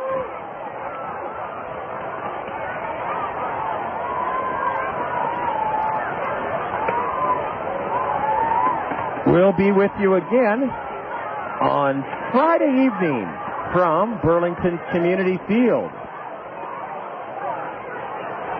A line drive right at the right fielder. He has it. Aybar couldn't have hit it harder. It took less than 2 seconds to zip out to Nelson Cruz for the 2nd out here in the Colonel 8th inning. Colonel Baseball here on the Zone and in the new Veterans Memorial Stadium, brought to you all season long in part by Benjamin Franklin Plumbing, the punctual plumber. When Benjamin Franklin Plumbing says they'll be there, or they'll give you a Benjamin Franklin, a $100 bill. Benjamin Franklin Plumbing, the punctual plumber. Benjamin Franklin Plumbing, because your time is valuable, and Benjamin Franklin Plumbing doesn't want to waste it. Boy, isn't that the truth? We've all had that nightmare when we call a plumber and wind up waiting hour upon hour. Not at Benjamin Franklin Plumbing. They're the punctual plumber. When they say they'll be there, they'll be there. Strike 1 called to Alberto Callaspo. 2 gone. Runner at first, top of the 8th. The Colonel's down 13-6. A curve is low to the Colonel All-Star second baseman, league's leading hitter Alberto Callaspo. No State Farm Major League scoreboard this afternoon. It's the All-Star break. No Major League games tonight. A ground ball to the right side. J.P. Schmidt slides to his left, gloves, and throws out Alberto. And that ends the Colonel 8th inning with Alberto Callaspo rolling out to second. In the 8th for the Kernels, no runs, 1 hit, our 12th of the day. There were no Cougar errors. The Kernels leave 1 and have stranded 9. After 7.5, Kane County 13, the Kernels 6. You're listening to Colonel Baseball on the Zone. Peck's Flower and Garden Shop reminds you that planting season continues all summer long when you plant potted growing plants from Peck's large selection of perennials, trees, shrubs, and evergreens. Now through Sunday, Peck's great selection of perennial vines is on sale, 33% off the regular price. Choose from trumpet vines, honeysuckle vines, and many others. Perennial vines add color and a unique dimension to your garden with foliage and flowers. Perennial vines now on sale, 33% off the regular price. Remember, grow your vines on a decorative trellis. Trellis is now 25% off the regular price. All wooden and metal trellises are in stock at Peck's. Have fun growing your vines in your garden. Visit Peck's Flower and Garden Shop today, growing with the Cedar Rapids area since 1956. Peck's at the corner of Blair's Ferry and Edgewood Roads Northeast. Who's that cool cooking man? King of the grill, who's your patio? Your patio, daddy-o. Charbroiled, sausage flipping man with the buns. Who's your patio? Your patio, daddy-o. The only good swimmers, 'cause it's #1 for taste and fun. Econo Foods is the place to save on Clements Fine products this week. Shop Econo Foods for hot pricing on Clements. A third U.S. Cellular call to the Colonel bullpen this afternoon has Adrian Goaz working the bottom of the eighth. The Colonel's down by 7 at 13-6. Adrian Goaz, G-O-A-S, has answered a U.S. Cellular call to the Colonel bullpen. Visit a U.S. Cellular store or call U.S. Cellular at 1-888-BUY-USCC. U.S. Cellular, we connect with you.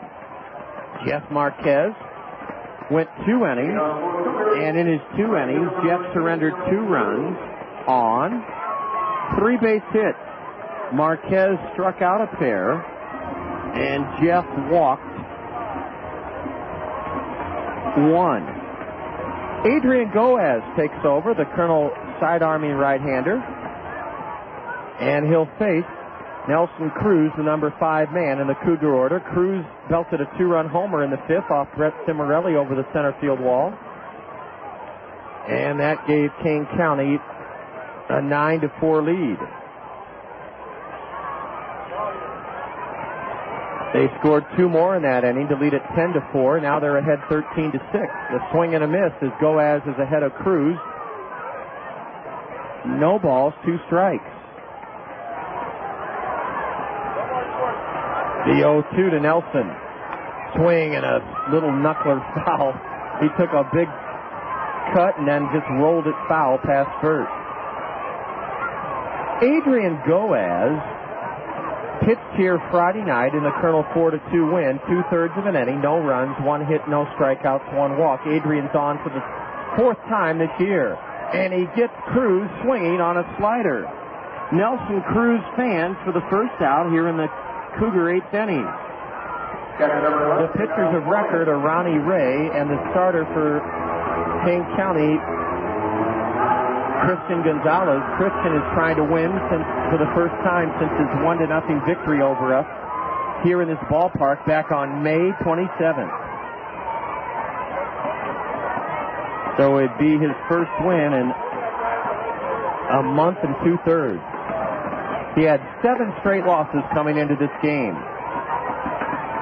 And Colonel Submariner whips in a strike called to John Swamy, the left-handed hitting catcher. He has a home run today. In fact, it followed the 2-run blast by Nelson Cruz in that 4-run 5th for Kane County. A worm burner to second. Callaspo up and over to Abram for the out. John Swamy grounds out to second.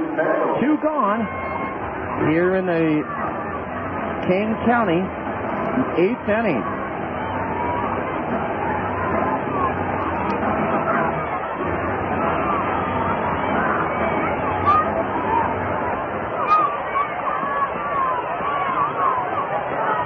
With the bases empty and 2 out, here's Jason Basil. He's reached base all 4 at bats today. A hit bat. He was hit by a pitch and scored, doubled in a run and scored, walked and scored, walked and scored. So officially, he's 1 for 1, but he scored 4 runs. A curve misses just inside. Now Goaz fires a strike on the outside corner. Kane County 13 runs on 13 hits. They've made 3 errors. They've only left 5 men on.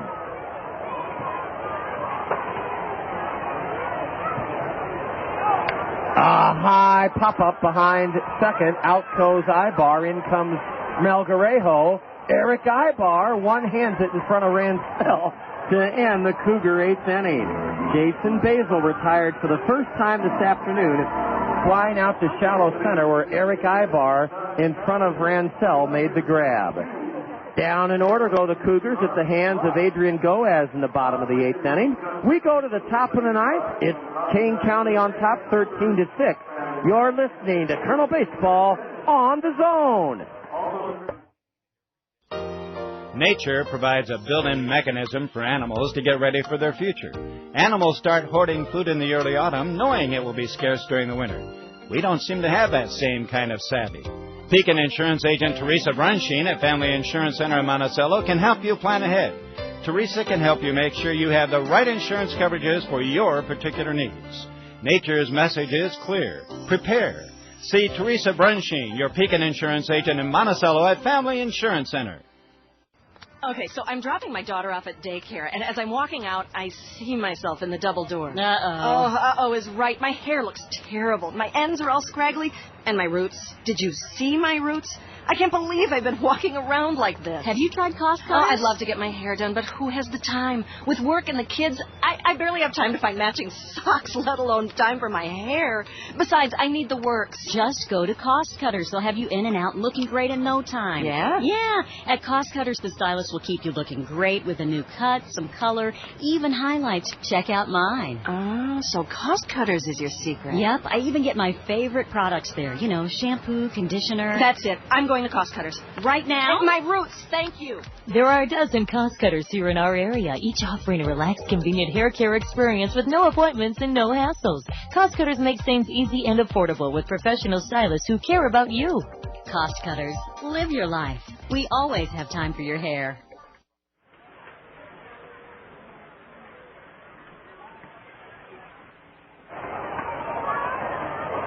We're underway in the top of the ninth inning. Kane County trying to gain a split in this series. If the Kernels don't rally, it would run our second half record to 13-13. And the Cougars would wind up taking the season series in 12 games. Between these two clubs, Kane County would go to 7-5.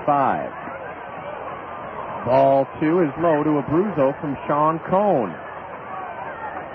Top of the ninth inning, 13-6 Cougars. The Kernels have led once today, 1-0 after the top of the third inning. Had the bases loaded with nobody out in the top of the third, only scored one run, and that was really a big key, a big turning point in this game. Jared slaps one foul into the net, strike two. Now Jared grounds one foul into the Cougar first base dugout. 12 games with Kane County on the year. And unless the Kernels rally, we'll have won 5 of the 12. A very good showing against a team that has much, much more experience due to the Oakland draft philosophy of drafting college guys exclusively. The Cougars have a ton of 22, 23, and 24-year-olds on their team. The Kernels, very few of those age guys.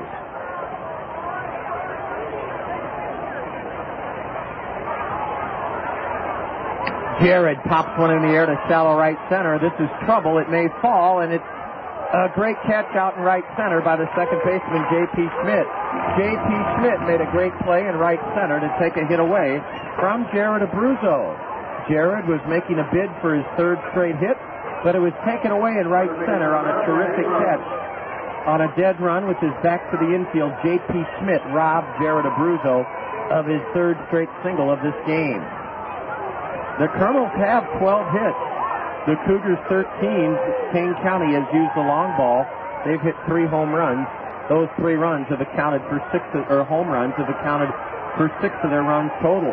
Matt Abram plugged a double into left center back in the 5th inning, and that cut the Cougar lead to 7-4. The 0-1 to Abram. Low and away for a ball.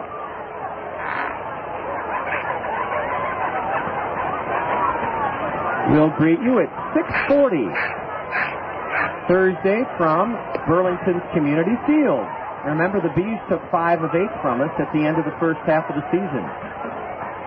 Ball 1 outside, now ball 2 to Abram. It's 2-1 to Matt. Right-handed batter.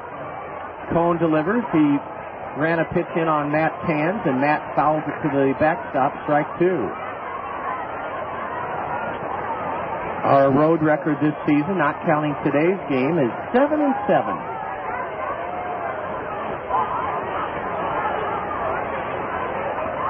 Abram pumps another pitch straight back.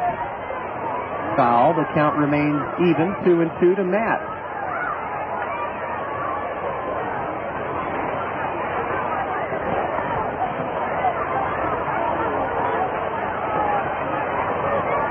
Cone delivers a broken bat roller to the right side, and it's by the second baseman into shallow right. It's a base hit for Abram. That's 13 hits for the Kernels. J.P. Schmidt went far to his left, got a glove on it, but he had to go too far to his left. And 13 hits for the Kernels today. Unfortunately, unless we really continue the hit parade, it will not be enough to make it 3 out of 4 against Kane County as we trail 13-6. Matt Abram has his second hit of the afternoon. A ground ball single that crawled up the arm of the second baseman, J.P. Schmidt. Greg Porter dances out of the way of a pitch inside. 13-6 Kane County, 1 on, 1 out. Top of the ninth inning.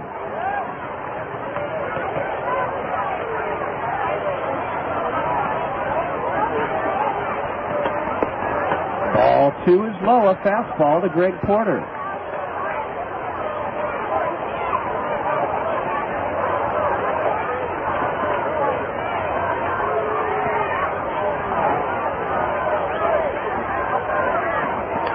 Greg pops one foul over the grandstand behind home plate.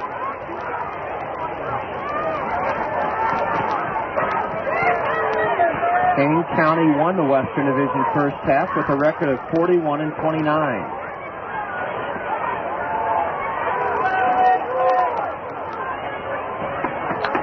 A ground ball, foul pass first. That would have scored Abram and would have been the 14th hit of the day for the Kernels. But it was foul by about a foot as Brant Calamarino dove to his left. His white Cougar uniform is now caked in dirt.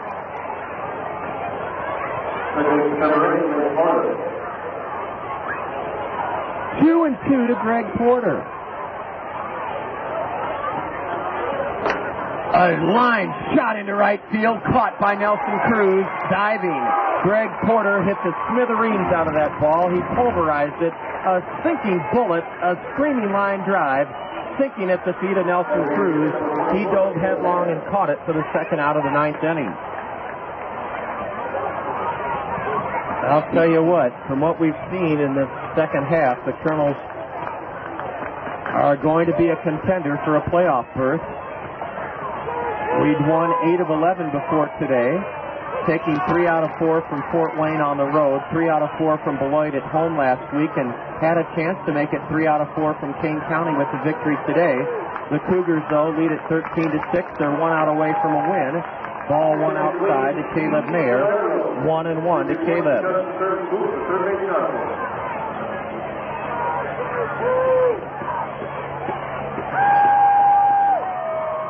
Caleb, a right-handed batter, is 1 for 4. He hits one into shallow left down the line, and a diving catch to end the game by Nick Rogers. Now they say he doesn't catch it. They say he doesn't catch it, and it's a base hit for Caleb Mayer. 14 hits for the Kernels. Caleb Mayer hit one high in the air down the left field line. Racing to his right near the line, Nick Rogers had it, dropped it. Abram went to third, first and third. 2 out. The Kernels have out-hit Kane County 14-13, but trail 13-6. That's because every one of our hits but one has been a single. Here's Jason Sugden. Looping one foul over the backstop. Sugden had 3 hits yesterday, scored 2 of the Kernels' 6 runs. And Jason has singled and scored this afternoon. He's 1 for 4. Abram at third, Mayer at first. Caleb with his second hit of the afternoon. Here's a line shot into right field. That's a base hit. Abram scores to make it 13-7. On to second goes Caleb Mayer. Jason Sugden lined a single into right field, scoring Abram. The Kernels have 15 hits. It's a 13-7 Cougar lead. Jason Sugden with his 6th RBI of the year. 13-7 Kane County. 2 out, 2 on. The batter, Kevin Jenkins. 15 hits for the Kernels. 15 hits. We had 16 hits Saturday night and lost. 15 hits today and are trailing in the ninth, 13-7. Ball one inside to Kevin Jenkins. One thing the Cougars will know if we meet them in the playoffs, and that is no lead that they may build will ever be considered safe against this Colonel ball club. Ball two is outside to Jenkins from Sean Cone. Cone came on in relief in the 6th inning. He's pitched the scoreless 7th and 8th. The Kernels have broken through with a run on 3 singles here in the 9th. Kevin stands in and looks at a strike on a 2-0 pitch. Jason Sugden with a 2-out RBI single chased home Matt Abram. Now Kevin Jenkins hits one high in the air to deep right. Nelson Cruz is there. Cruz waits and has it to end the game. Kevin Jenkins skies to right in the 9th for the Kernels. 1 run on 3 hits. No Kane County errors. The Kernels leave a pair. We stranded 11. Kane County wins the rubber game, or not the rubber game. Kane County gains a split in this series by virtue of their 13-7 victory here this afternoon. 13-7 Cougars, totals, highlights, and more coming up next on the Colonel Curtain Call. You're listening to Colonel Baseball on the Zone. Syringes and needles can be a waste handler's worst nightmare. Imagine picking up a trash can or blue recycling bin and, ouch, being stuck. Cedar Rapids Solid Waste and Recycling wants you to keep our waste handlers safe and away from disease. All needles and syringes need to be disposed in sealed containers, like a Home Sharps container, milk container, or detergent bottle. These can then be dropped off at the main recycling center on 6th Street or at Blue Stem Site number 2. Help us keep our waste handlers safe. The ability to read. Nothing's more important in predicting the future success of a child. Thanks to the generous, ongoing support of Toyota Financial Services, Colonel players visited a record 25 schools last spring to encourage children to read, with a series of dazzling rewards from Toyota Financial Services serving as incentives. An all-time high, 1,451 girls and boys read last summer. The Colonels salute Toyota Financial Services. Hi, I'm Gary Dolphin. You know, Hometown Restyling has served Eastern Iowans since 1986, providing the very finest in windows, siding, and sunrooms. Their experienced staff can handle the job from start to finish, including plans, permits, and inspections. Plus, Hometown Restyling is nationally recognized by Professional Remodeler, Qualified Remodeler, and Remodeling magazines. Call Hometown Restyling for your next remodeling project, or better yet, visit one of our beautiful showrooms in Hiawatha or Coralville. Hometown Restyling, because there's no place like home. Sudden ups and downs, breathtaking twists and turns. No, it's not a roller coaster. It's the stock market. But it doesn't have to be a rough ride. Just subscribe to Barron's, America's premier financial weekly. Subscribe now and get 13 weeks of Barron's for only $39. Each fact-filled issue brings you investing insights, market information, and special reports you won't find anywhere else. Special reports that include the best-performing companies, mutual fund managers, and the outlook for stocks, bonds, and mutual funds. That's not all. Subscribe today and you'll also get Barron's Guide to Building Wealth plus 4 weeks of Barron's Online free with your paid subscription. All the tools you need to make smarter investment decisions. That's 13 weeks of Barron's plus the Guide to Building Wealth and 4 weeks of Barron's Online, all for only $39. This offer is available to new subscribers in the continental U.S. Call now 800-553-4400. That's 800-553-4400 for Barron's. It's time for the Colonel's Curtain Call, right here on the Zone, ESPN Radio 1600 AM. With a recap of all the action, the State Farm Major League scoreboard, plus a look ahead to the next Colonels game, let's rejoin the voice of the Colonels, the one, the only John Rogers, here on the Zone, ESPN Radio 1600 AM.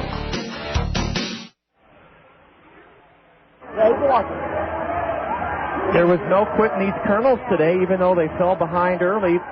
They gained a 1-0 lead in the third, but then King County blasted away at Ronnie Ray, the starter, and scored 5 in the third inning. And the Kernels trailed today 5-1 after 3 innings. Trailed 5-2, 7-2, 7-4, 11-4, 11-6, 12-6, and wind up losing 13-7.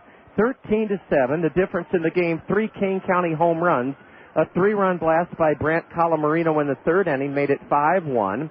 A 2-run homer in the fifth inning by Nelson Cruz made it 9-4. A solo blast by John Swamy followed to make it 10-4. Here's the final line score for Kane County: 13 runs, 13 hits, 3 errors.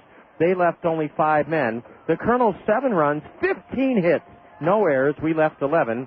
The winning pitcher, winning for the first time since he shut us out May 27th, was Christian Gonzalez.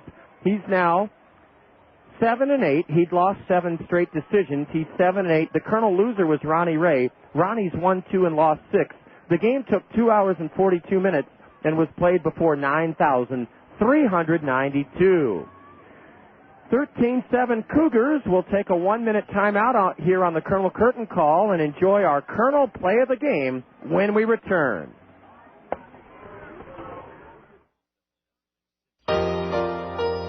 Everyone deserves a great insurance agent, not just any insurance agent.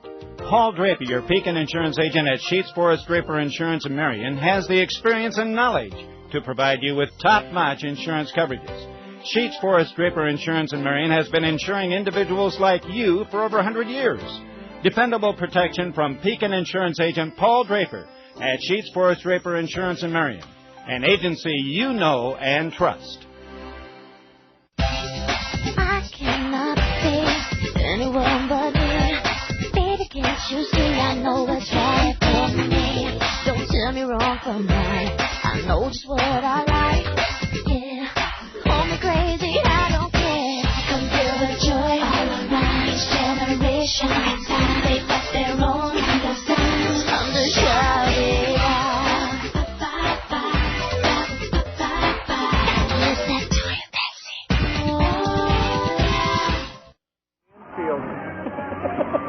9,392 here this afternoon as the Colonels, in their bid to make it 3 of 4 against the Cougars, bow to Kane County in a slugfest. The Colonels out-hit the Cougars 15-13, but Kane County won it 13-7. It's time to enjoy our Colonel play of the game.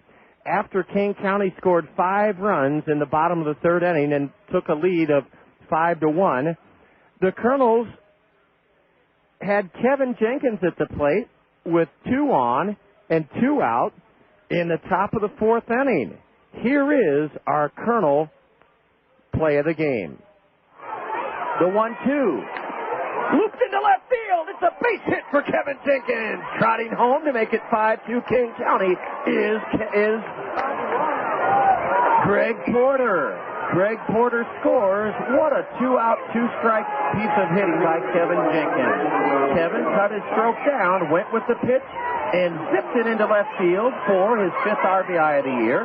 And it made it 5-2 Kane County. The Colonels kept battling this afternoon, but Kane County unleashed 3 home runs on us and had big innings in the middle innings with 5 in the third, 2 in the fourth, and 4 in the fifth. And Kane County prevailed 13-7. It was the 12th and final meeting between our two clubs during this regular season, and the Colonels acquitted themselves very well against the Western Division first-half champions, winning 5 of the 12 this season. But not this afternoon. Kane County 13, the Colonels 7. Kevin Jenkins, 2-strike, 2-out RBI single to left, chasing home Greg Porter, our Colonel play of the game. That took place in the 4th inning. A final timeout, a final break from Philip Elstrom Stadium, and we'll have a final parting word for you here from Chicagoland in just a minute. You're listening to Colonel Baseball on the Zone. What can I help you with here at Big Time Motors? Well, I'm looking for a used car. I like this one. What's the price? Listen, lady, I don't sell prices. I sell cars. But I guess if you must know, it's this.